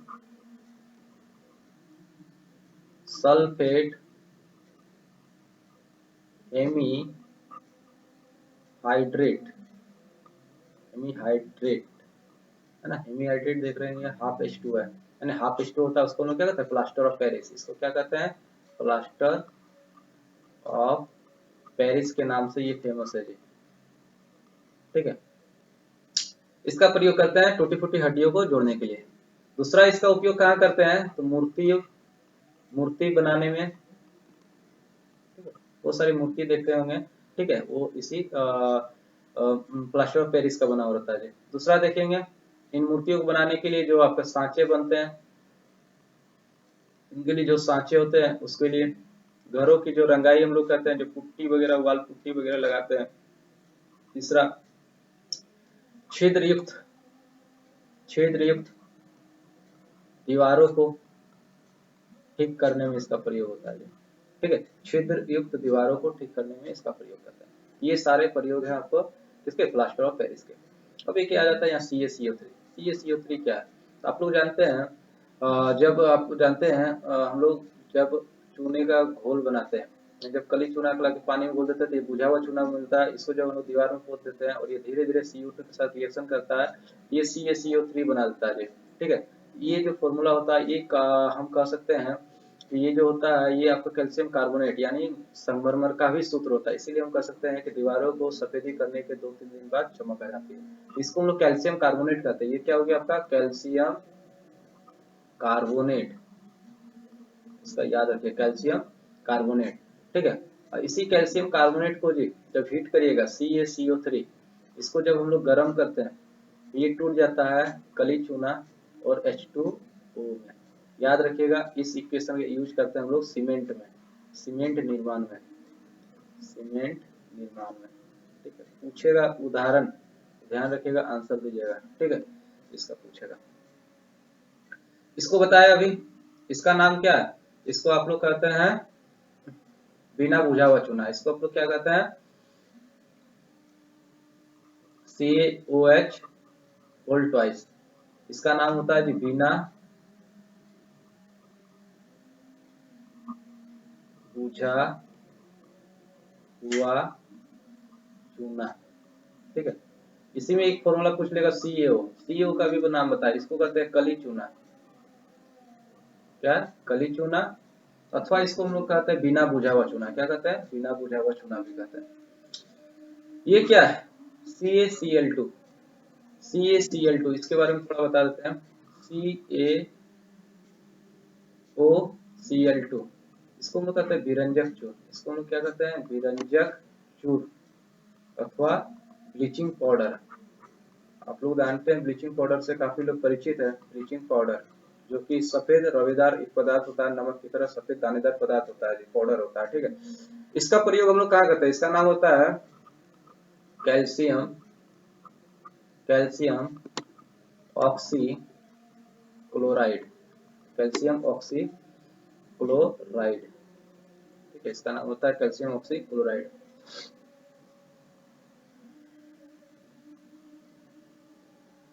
जब बुझे हुए चूने में क्लोरीन गैस प्रवाहित की जाती है तो आपका CaOCl2 यानी प्लास्टर ऑफ पेरिस बनता है। जब बुझे हुए चूने में क्लोरीन गैस प्रवाहित की जाती है जी, तो बनता क्या है? आपका प्लास्टर ऑफ पेरिस बनता है। प्लास्टर ऑफ पेरिस कहते हैं विरंजक चूर्ण बनता है।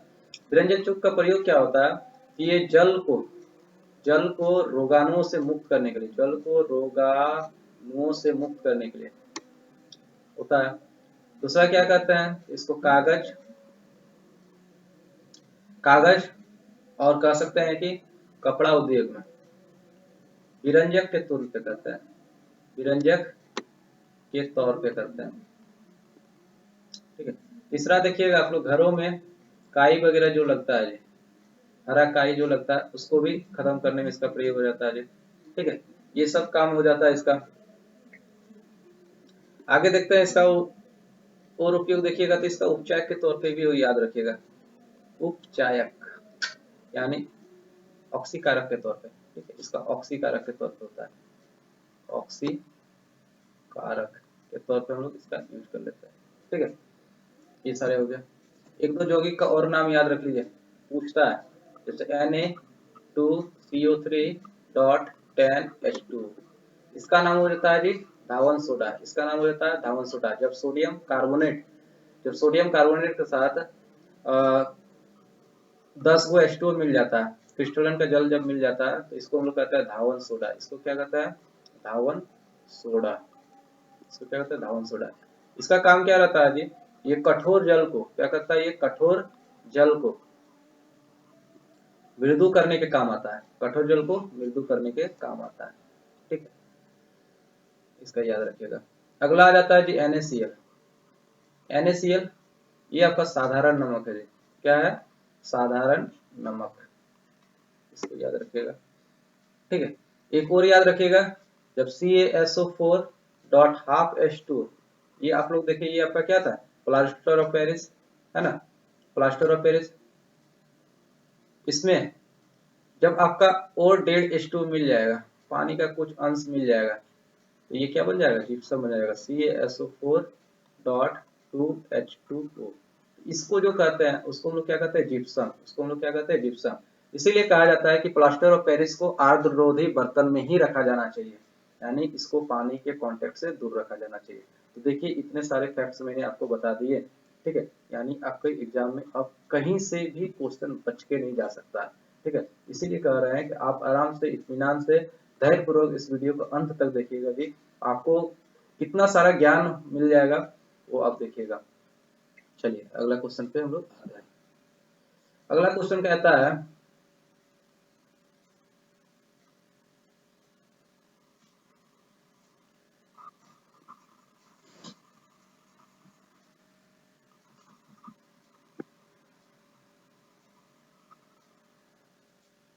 विरंजक चूर्ण, विरंजक चूर्ण का सूत्र क्या है? विरंजक चूर्ण का सूत्र अभी देखा, CaOCl2। ये किसका था? बुझा हुआ चूना का। ये किसका था? कैल्शियम कार्बोनेट का। ये किसका था जी? Na2CO3 यानी सोडियम कार्बोनेट का। चलिए, ये सारी चीज मैंने अगले ही क्वेश्चन में डिस्कस करा दिया था, ठीक है। आगे आते हैं। बोलता है इस चित्र में, यहाँ जो चित्र दिख रहा है, इसमें किस प्रकार की अभिक्रिया हो रही है? ये पिक्चर क्लियर नहीं है, चलिए मैं इसका ओरिजिनल पिक्चर दिखाता हूँ। देखिए ये वाली पिक्चर है, इसमें क्या हो रहा है आप देखिएगा। तो सबसे पहले ये प्लास्टिक का मग लिया गया है। क्या किया गया? प्लास्टिक का मग लिया गया, जिसमें क्या किया है, 2 गो कार्बन का इलेक्ट्रोड डाल दिया गया, ठीक है। जिसको क्या किया यहाँ रबर डॉट से इसको क्या किया, टाइट करके फिट कर दिया गया, जिससे वाटर वगैरह इसमें लीकेज नहीं करे। और फाइनली इसको क्या किया, ला के इसको बैटरी के 6 वोल्ट बैटरी के साथ ऐड कर दिया गया है, ठीक है। ये जो है इसको एनोड कहते हैं, इसको हम लोग क्या कहते हैं, कैथोड कहते हैं। ये प्लस वाला एनोड हो गया, ये माइनस वाला क्या हो गया, कैथोड हो गया। यहाँ पे एक स्विच लगा दिया गया, स्विच को ऑन करते ही क्या होता है, धारा परिपथ हमारा पूर्ण हो जाता है। इसमें क्या होता है, धारा बहने लगता है। धारा बहते ही देखते हैं कि यहाँ पे जो पानी का आयतन है, यहाँ देख रहे हैं पानी का आयतन, इसमें ज्यादा है इसमें कम है जी, ठीक है। और फाइनली जब ये अभिक्रिया हो जाती है तो क्या करते हैं, इन दोनों इलेक्ट्रोड को हम लोग बाहर निकाल लेते हैं और देखते हैं दोनों परत नली के सामने, मोमबत्ती के सामने इसको ले जाके इन दोनों परत नली को, ये मोमबत्ती मान लेते हैं, चलिए इसी तरह का मोमबत्ती हो गया, ठीक है। जब इसको इसके सामने लाते हैं तो जो गैस फट फट आवाज के साथ यानी विस्फोट के साथ जो जलेगी, जो गैस विस्फोट के साथ जलेगी वो हमारी हाइड्रोजन गैस होगी। और जो आपका आराम से जलेगी, है ना, जो ज्वाला को और तेज करेगी वो आपकी क्या हो जाएगी, ऑक्सीजन गैस हो जाएगी। इससे तो इस प्रयोग की पहचान हम कर सकते हैं कि कौन सी गैस हाइड्रोजन है और कौन सी गैस ऑक्सीजन है। तो आपने तो ने देखा कि बीकर के अंदर, मग के अंदर क्या था, वाटर था। वाटर को हम लोग 2 गैसों में तोड़ा, किसमें, हाइड्रोजन में और ऑक्सीजन में। और ये पॉसिबल किसके द्वारा हो गया, विद्युत धारा के द्वारा हो गया। किसके द्वारा हो गया, विद्युत धारा के द्वारा। तो विद्युत धारा के द्वारा जब अभिक्रिया कराया जाता है तो इसको हम लोग कहते हैं विद्युत अपघटन, विद्युत अपघटन अभिक्रिया। ये किस प्रकार की अभिक्रिया है, यह है विद्युत अपघटन अभिक्रिया, इलेक्ट्रोलाइसिस। इसको हम लोग क्या कहते हैं, इलेक्ट्रोलाइसिस कहते हैं जी, ठीक है। तो देखिए इसका आंसर क्या हो जाएगा, इसका आंसर क्या हो जाएगा, अपघटन। अपघटन को हम लोग वियोजन भी कहते हैं, टूटना भी कहते हैं, अलग होना भी कहते हैं, ठीक है। संयोजन किसको कहते हैं, तो वैसी रासायनिक अभिक्रिया जिसमें कोई 2 या 2 से अधिक तत्व आपस में संयोग करके कोई तीसरा पदार्थ बनाते हैं, उसको संयोजन कहते हैं। द्विविस्थापन, जिसमें किसी 2 यौगिकों के मूलकों के बीच आयनों का क्या होता है, आदान प्रदान होता है। यानी एक आयन दूसरे के साथ और दूसरे आयन फर्स्ट वाले के साथ मिलकर एक तो नए यौगिक का निर्माण कर देता है, उसको क्या होता है, विस्थापन। और जिसमें एक तत्व दूसरे तत्व को उसके यौगिक से विस्थापित कर उसके जगह लेकर नया यौगिक बना देता है, तो उसको क्या होता है, विस्थापन अभिक्रिया कहते हैं। यानी इसको एकल विस्थापन और इसको द्विविस्थापन कहते हैं। अब आता है टमाटर में कौन सा अम्ल पाया जाता है, टमाटर में कौन सा अम्ल पाया जाता है। तो इसका तो आंसर सीधे सीधे टमाटर का आंसर हो जाएगा ऑक्जेलिक एसिड। क्या हो जाएगा, ऑक्जेलिक एसिड। लेकिन बस आपको इतने से ही नहीं ज्ञात होना, इतना ही जान के नहीं रहना है, क्योंकि मैं आया हूँ आपको संपूर्ण जानकारी देने के लिए, ठीक है, ताकि आपका एग्जाम में एक भी क्वेश्चन यहाँ से छूट के नहीं जाए जाए, ठीक है। तो चलिए देखते हैं इसका आंसर क्या होगा। जैसे कि आप लोग को पता होगा, सबसे पहले इमली, इमली में कौन सा एसिड हो जाता है, ये हो जाता है टार्ट्रिक। क्या हो जाता है, टार्ट्रिक, टार्ट्रिक, टार्ट्रिक अम्ल, ठीक है। इसी टार्ट्रिक अम्ल को जब हम लोग बेकिंग सोडा में मिलाते हैं, किसमें, बेकिंग सोडा में मिलाते हैं, तो ये बन जाता है बेकिंग पाउडर, बेकिंग पाउडर, ठीक है। और इसी बेकिंग पाउडर का हम लोग किसमें यूज कर लेते हैं, तो अग्निशामक में, किसमें, सोडा अम्ल अग्निशामक यंत्र में, जो कि फायर एक्सटिंग्विशर होता है, जिसमें आग बुझाने के काम में हम लोग, जो ये रेड रंग का ये सिलेंडर नहीं स्कूल वगैरह में देखते हैं रखा हुआ रहता है, इस तरीके का रहता है, ठीक है।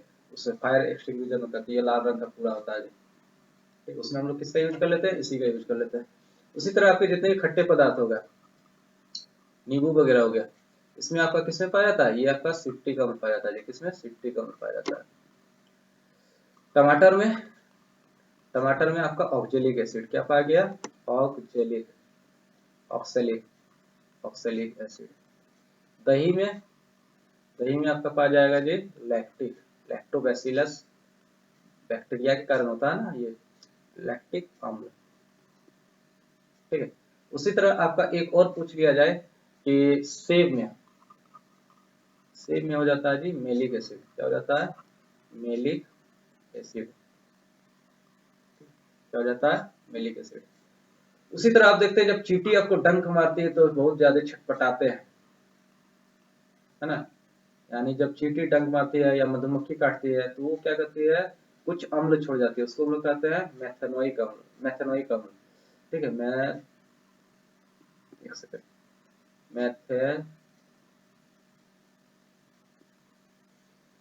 मेथनोइक अम्ल, ठीक है। या इसी को हम लोग दूसरा नाम क्या कहते हैं, फॉर्मिक एसिड। क्या कहते हैं इसको? फॉर्मिक एसिड,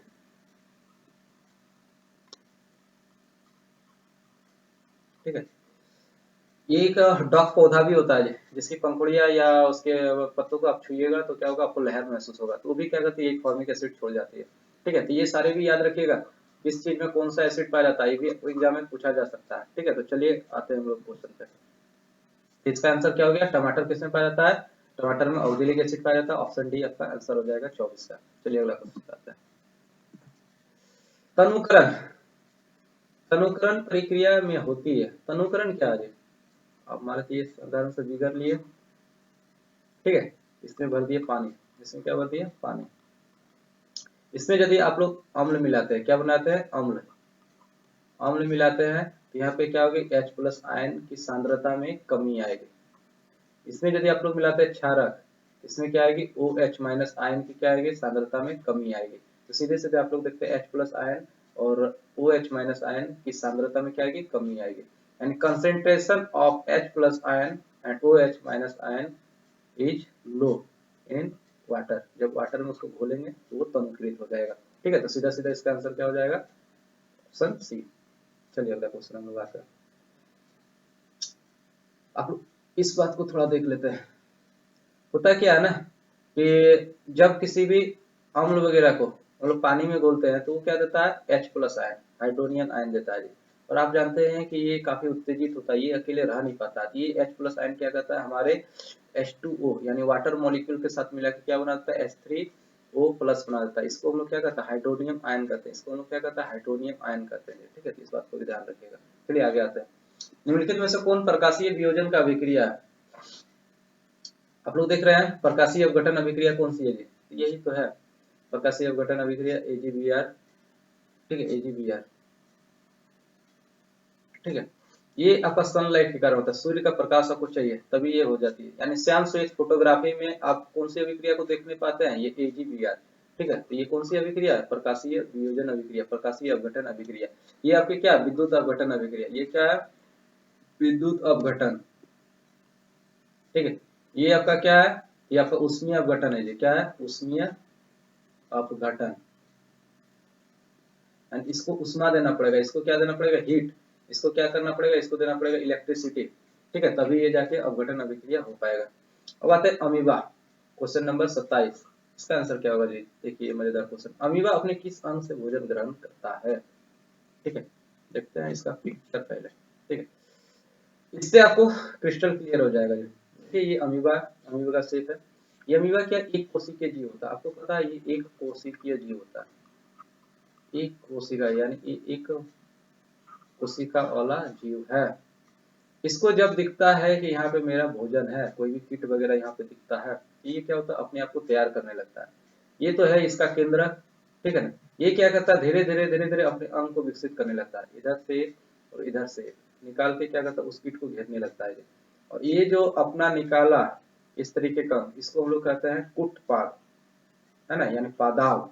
ये अपना कुटपाद निकाला, धीरे धीरे धीरे धीरे क्या किया, इसको पूरी तरीके से अपने अंडर ले लिया। इस कीट को पूरी तरीके से ये क्या किया, निगल गया, खा गया, है ना। यानी इसको हम लोग क्या कहते हैं, खाद रिक्तिका, ठीक है। तो सीधे सीधे आपको पूछा गया था कि जो भोजन अंतर्ग्रहण करता है वो किस अंग से करता है, तो ये किससे करता है, कुटपाद से। किससे करता है, कुटपाद से। तो आंसर क्या हो जाएगा इसका, कुटपाद। क्या हो जाएगा, कुटपाद, ऑप्शन सी, ठीक है। क्वेश्चन नंबर 27 का आंसर हो गया कुटपाद। चलिए अगला क्वेश्चन करते हैं।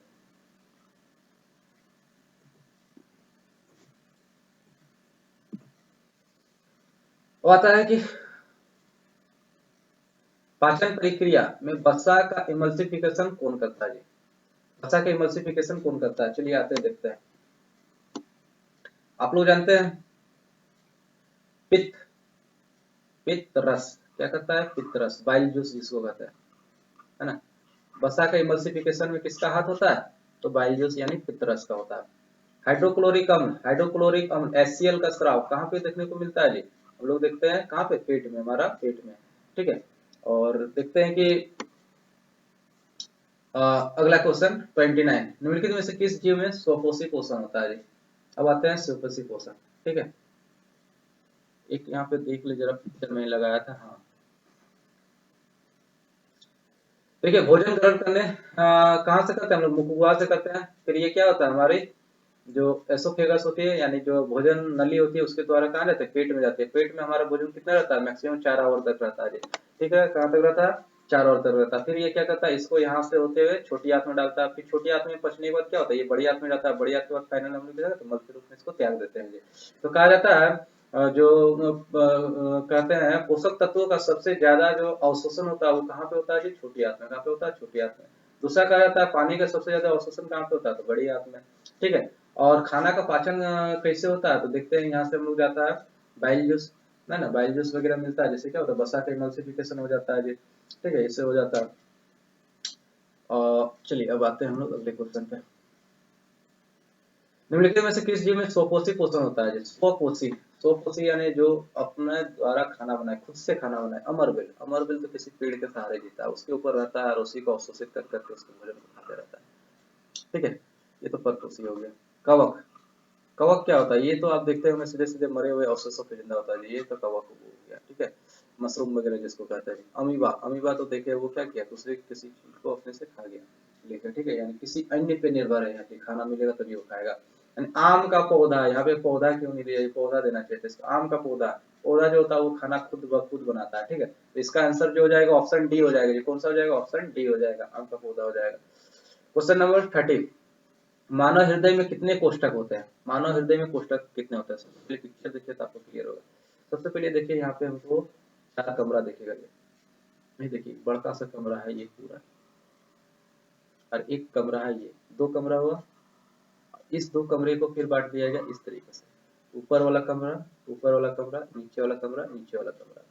ये बायां साइड होने का कारण इसको बायां अनिल, दायां साइड होने का कारण दायां अनिल, इसको दायां निलय और इसको कहते हैं बायां निलय। मिला जुला कितना हो गया, 1 2 3 4, यानी आपके हार्ट में कितने चैम्बर होते हैं, मिला जुला के 4 चैम्बर होते हैं, ठीक है। तो इसका आंसर क्या हो जाएगा, 4, सीधा सीधा क्या हो जाएगा, 4।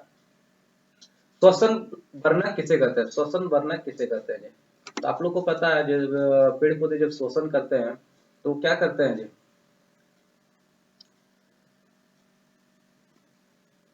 क्लोरोफिल की उपस्थिति में, क्लोरोफिल की उपस्थिति में, है ना। यानी पत्तियों में होता है क्लोरोफिल, सूर्य का प्रकाश, कार्बन डाइऑक्साइड गैस, पानी, ये सब मिलके क्या करते हैं, ये अपना खाना बना लेते हैं जी, ठीक है। और खाना बनाने के लिए जाते हैं, ये प्रकाश संश्लेषण करता है जी, है ना, फोटोसिंथेसिस करता है। वो कहाँ पे होता है, पत्ती पे होता है। पौधों का किचन घर कौन सा होता है, ये आपका पत्ती होता है। क्या होता है, पत्ती होता है, ठीक है। इसका जो होता है कच्चे पदार्थ क्या होता है जी, जो श्वसन करता है, यानी प्रकाश संश्लेषण में जो कच्चे पदार्थ होते हैं, जो कच्चे पदार्थ होते हैं वो कौन कौन से होते हैं जी, तो अभी बताएं, क्लोरोफिल, क्लोरोफिल, फिर बताएं कार्बन डाइऑक्साइड गैस, ठीक है, फिर कार्बन डाइऑक्साइड गैस लेता है हवा से, फिर ये लेता है पानी, ठीक है, फिर ये क्या लेता है, सनलाइट। और इन सब का मिला के ये क्या करता है, अपने किचन में अथवा पत्ती में खाना बना लेता है जी। तो श्वसन बनना किसको कहें, क्लोरोफिल को कहें। अतः उत्सर्जन तंत्र की क्रियात्मक इकाई क्या है, उत्सर्जन तंत्र की क्रियात्मक इकाई हो जाती है ब्रिकानो, नेफ्रॉन जिसको कहते हैं, है ना। किडनी की क्रियात्मक इकाई किसको कहते हैं, नेफ्रॉन यानी ब्रिकानो को कहते हैं। ये हो गया आपका आंसर 32 का, ठीक है। चलिए अगला क्वेश्चन करते हैं।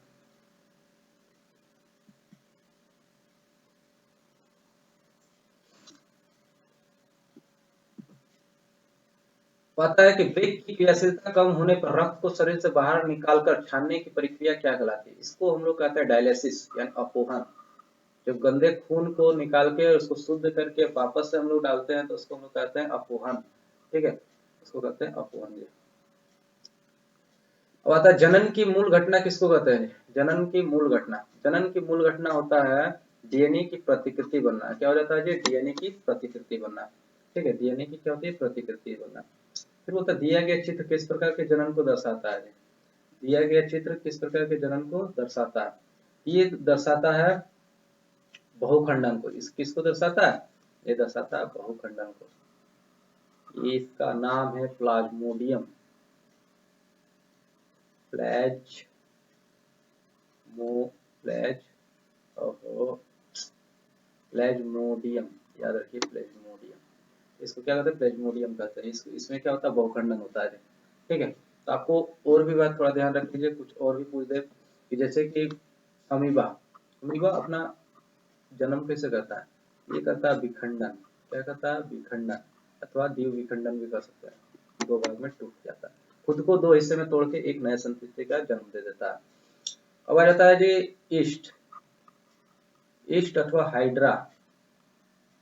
इसमें जो जन्म होता है वो हो जाता है मुकुलन, मुकुलन से। ठीक है, अगला आ जाता है जी बीजाणु से किसका हो जाता है जी, बीजाणु से किसका हो जाता है जी, ये हो जाता है कवक, कवक। ठीक है, याद रखिए कवक और जीवाणु, जीवाणु। आ जाता है जी पुनर्जनन, पुनर्जनन, ये आ जाता है प्लेनेरिया, प्लेनेरिया, इससे प्लेनेरिया का हो जाता है। ठीक है, तो ध्यान रखिएगा। और ये जनन के अलग अलग विधियां हैं। ये हो जाता है कायिक प्रबंधन। आप लोग गुलाब की डंडी काट के नया पौधा उगाए होंगे ना, इसको कहते हैं कायिक प्रबंधन। जैसे गुलाब की डंडी, गुलाब पौधा, ठीक है, इन सब का करते हैं। और ये सब कहिएगा, ये सब अलैंगिक जनन है जी, अलैंगिक जनन की विधियां, अलैंगिक जनन। ठीक है, इसमें हमको ये नहीं पता होता है कि मादा युग्मक और नर युग्मक दोनों का संलयन होना जरूरी नहीं है, इसलिए हम इसको अलैंगिक जनन कहते हैं। ठीक है, लैंगिक जनन में क्या होता है जी, लैंगिक जनन वैसा जनन की विधि जिसमें नर युग्मक और मादा युग्मक दोनों का संलयन होकर क्या होता है, संतति जन्म लेता है। तो उसको हम लोग क्या कहते हैं, लैंगिक जनन। जैसे भी जितने भी बच्चे पैदा करने वाले जंतु हैं, ठीक है, या मनुष्य वगैरह, वो सब किस में आ जाएंगे, लैंगिक जनन में आ जाएंगे। किस में आ जाएंगे, लैंगिक जनन में। चलिए अगले क्वेश्चन पे आते हैं। हाँ, आ ही गया, देखिए क्वेश्चन में बोल ही रहा था, नर युग्मक और मादा युग्मक के संलयन। ठीक है, यानी कह सकते हैं नर युग्मक, नर युग्मक आपका क्या हो जाता है जी, इसको कहते हैं शुक्राणु, इसको क्या कहते हैं, शुक्राणु। और मादा युग्मक इसको कहते हैं अंडाणु, इसको क्या कहते हैं, अंडाणु, अंडाणु। इन दोनों के मिलने से क्या होता है, इन दोनों के मिलने की प्रक्रिया को हम लोग कहते हैं निषेचन, इसको क्या कहते हैं, निषेचन।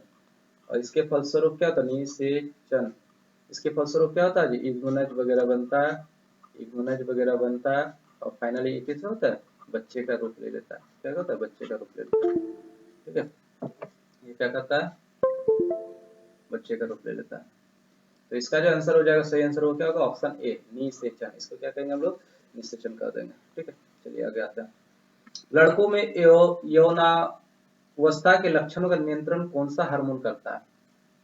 तो देखिए दो तरह के हार्मोन होते हैं, एक तो होते हैं मेल हार्मोन, एक होता है आपका फीमेल हार्मोन। मेल हार्मोन जो होता है उसको हम लोग कहते हैं टेस्टोस्टेरोन। क्या कहते हैं, टेस्टोस्टेरोन, टेस्टोस्टेरोन। और फीमेल का कहते हैं, उसको हम लोग कहते हैं एस्ट्रोजन। क्या कहते हैं जी, एस्ट्रोजन। ये दो हार्मोन होते हैं। जैसे इस हार्मोन का स्राव हो जाता है तो हमको क्या देता है, यौनारंभ की अवस्था का पता चलने लगता है जी। यौनारंभ जो बच्चों में जो शुरुआत होती है, उसके जो लक्षण दिखाई देते हैं युवा होने का, वो इसी हार्मोन के स्राव होने से हमको पता लगता है। टेस्टोस्टेरोन मेल हार्मोन और एस्ट्रोजन क्या हो गया, फीमेल हार्मोन। ठीक है, फीमेल हार्मोन क्या होता है, तो फीमेल हार्मोन में देखिएगा उनके ब्रेस्ट वगैरह में ऊंचाई आने लगता है जी। देखिएगा फिर आप लोग देखिएगा कि लड़कों में क्या होता है, मूछ दाढ़ी वगैरह आने लगता है। तो ये सारे लक्षण आपको दिखाई देने लगेंगे जैसे ही यौना अवस्था वगैरह में पहुंच जाएंगे। ठीक है, तो इसका जो आंसर हो जाएगा वो लड़कों में क्या हो जाएगा, टेस्टोस्टेरोन हो जाएगा। क्या हो जाएगा, टेस्टोस्टेरोन। यहाँ पे एक दो हार्मोन और दिया, इंसुलिन। इंसुलिन का स्राव होता है अग्न्याशय से। क्या होता है, अग्न्याशय से होता है। ठीक है, अग्न्याशय से होता है इंसुलिन हार्मोन। इंसुलिन की कमी से एक रोग भी होता है जिसको हम लोग डायबिटीज कहते हैं। क्या कहते हैं, डायबिटीज यानी मधुमेह कहते हैं। ठीक है, इंसुलिन की कमी से होता है। ठीक है। उसका आ जाता है थायरोक्सिन। थायरोक्सिन हार्मोन ऑटो ग्रंथि से होता है जी। कहाँ से? ऑटो ग्रंथि। ऑटो ग्रंथि, जो गले में ऑटो ग्रंथि से स्राव होता है इसका, ठीक है। और आप लोग जानिएगा इस हार्मोन की कमी से, इस हार्मोन की कमी से क्या होता है? आयोडीन, आयोडीन की कमी से इसका स्राव कम होने लगता है, ठीक है। और जिसके कारण से आपको क्या होता है? घेंघा रोग होता है। क्या होता है? घेंघा रोग, यानी गला आपका फूल जाता है जी। इसको लोग क्या कहते हैं? घेंघा रोग कहते हैं। तो थायरॉक्सिन की कमी से कौन सा रोग हो जाता है? घेंघा रोग हो जाता है, जो कि ऑटो ग्रंथि में आयोडीन की कमी से स्राव नहीं हो पाता है। इंसुलिन की कमी, जो कि अग्न्याशय से होता है, इंसुलिन की कमी से आपको डायबिटीज रोग देखने को मिलता है। टेस्टोस्टेरोन किसको कहते हैं जी? टेस्टोस्टेरोन जो लड़कों में पाया जाता है, एस्ट्रोजन सीधे सीधे आप कह सकते हैं फीमेल में पाया जाता है। एक आपका रह गया प्रोजेस्टेरोन। प्रोजेस्टेरोन क्या होता है? तो प्रोजेस्टेरोन जो आपके कह सकते हैं कि महिलाएं जो होती है, महिलाएं जो गर्भवती महिलाएं होती है, यानी गर्भवती महिलाएं जो होती है, उनके बच्चे में जो उसके उनके पेट में जो बच्चे रहते हैं, तो उनके पालन पोषण के लिए ये हार्मोन काफी उत्तरदायी होता है, ठीक है। तो ये याद रखिएगा। वो आता है 38 क्वेश्चन, सौर स्थिरांक का मान क्या होता है जी? ये तो सौर स्थिरांक का मान आप याद रख लीजिएगा, 1.4 ये हो जाता है जी, डब्ल्यू पर मीटर स्क्वायर। इसको यदि आप लोग याद रखिएगा, इसको इस तरीके से लिखा जा सकता था, 400 पर मीटर स्क्वायर, ठीक है। तो इसका आंसर हो जाएगा ए नंबर। और तो जैव गैस का मुख्य घटक क्या है? जैव गैस का मुख्य घटक हो जाता है मीथेन। क्या हो जाता है जी? Methane, CH4। गोबर गैस वगैरह होता है, उसमें जो इसका मुख्य घटक हो जाता है जी, वो होता है मीथेन। अगला आ जाता है महासागरीय तापीय ऊर्जा प्राप्त करने के लिए महासागर के पृष्ठ के जल का ताप और 2 मीटर की गहराई के जल के ताप में कितना का अंतर होना चाहिए जी? ये होना चाहिए आपका 20 डिग्री सेल्सियस। कितना होना चाहिए? 20 डिग्री सेल्सियस होना चाहिए। तो उम्मीद करता हूँ आपको पूरा पेपर बढ़िया तरीके से समझ में आया होगा, और मैं आपको समझाने में सही तरीके से समझाने में समर्थ रहा हूँ, ठीक है। और अधिक से अधिक क्वेश्चन आपको इसमें से एग्जाम में देखने को मिलेंगे। तो आज के लिए इतना ही, धन्यवाद, ठीक है। और आगे इसी क्रम में अगले सेट को मैं फिर से चर्चा करूंगा, और इस तरीके करके मैं आपके सारे मॉडल क्वेश्चन पेपर का चर्चा कर दूंगा जी, ठीक है। तो चलिए नेक्स्ट वीडियो में फिर से आपसे मिलते हैं। धन्यवाद।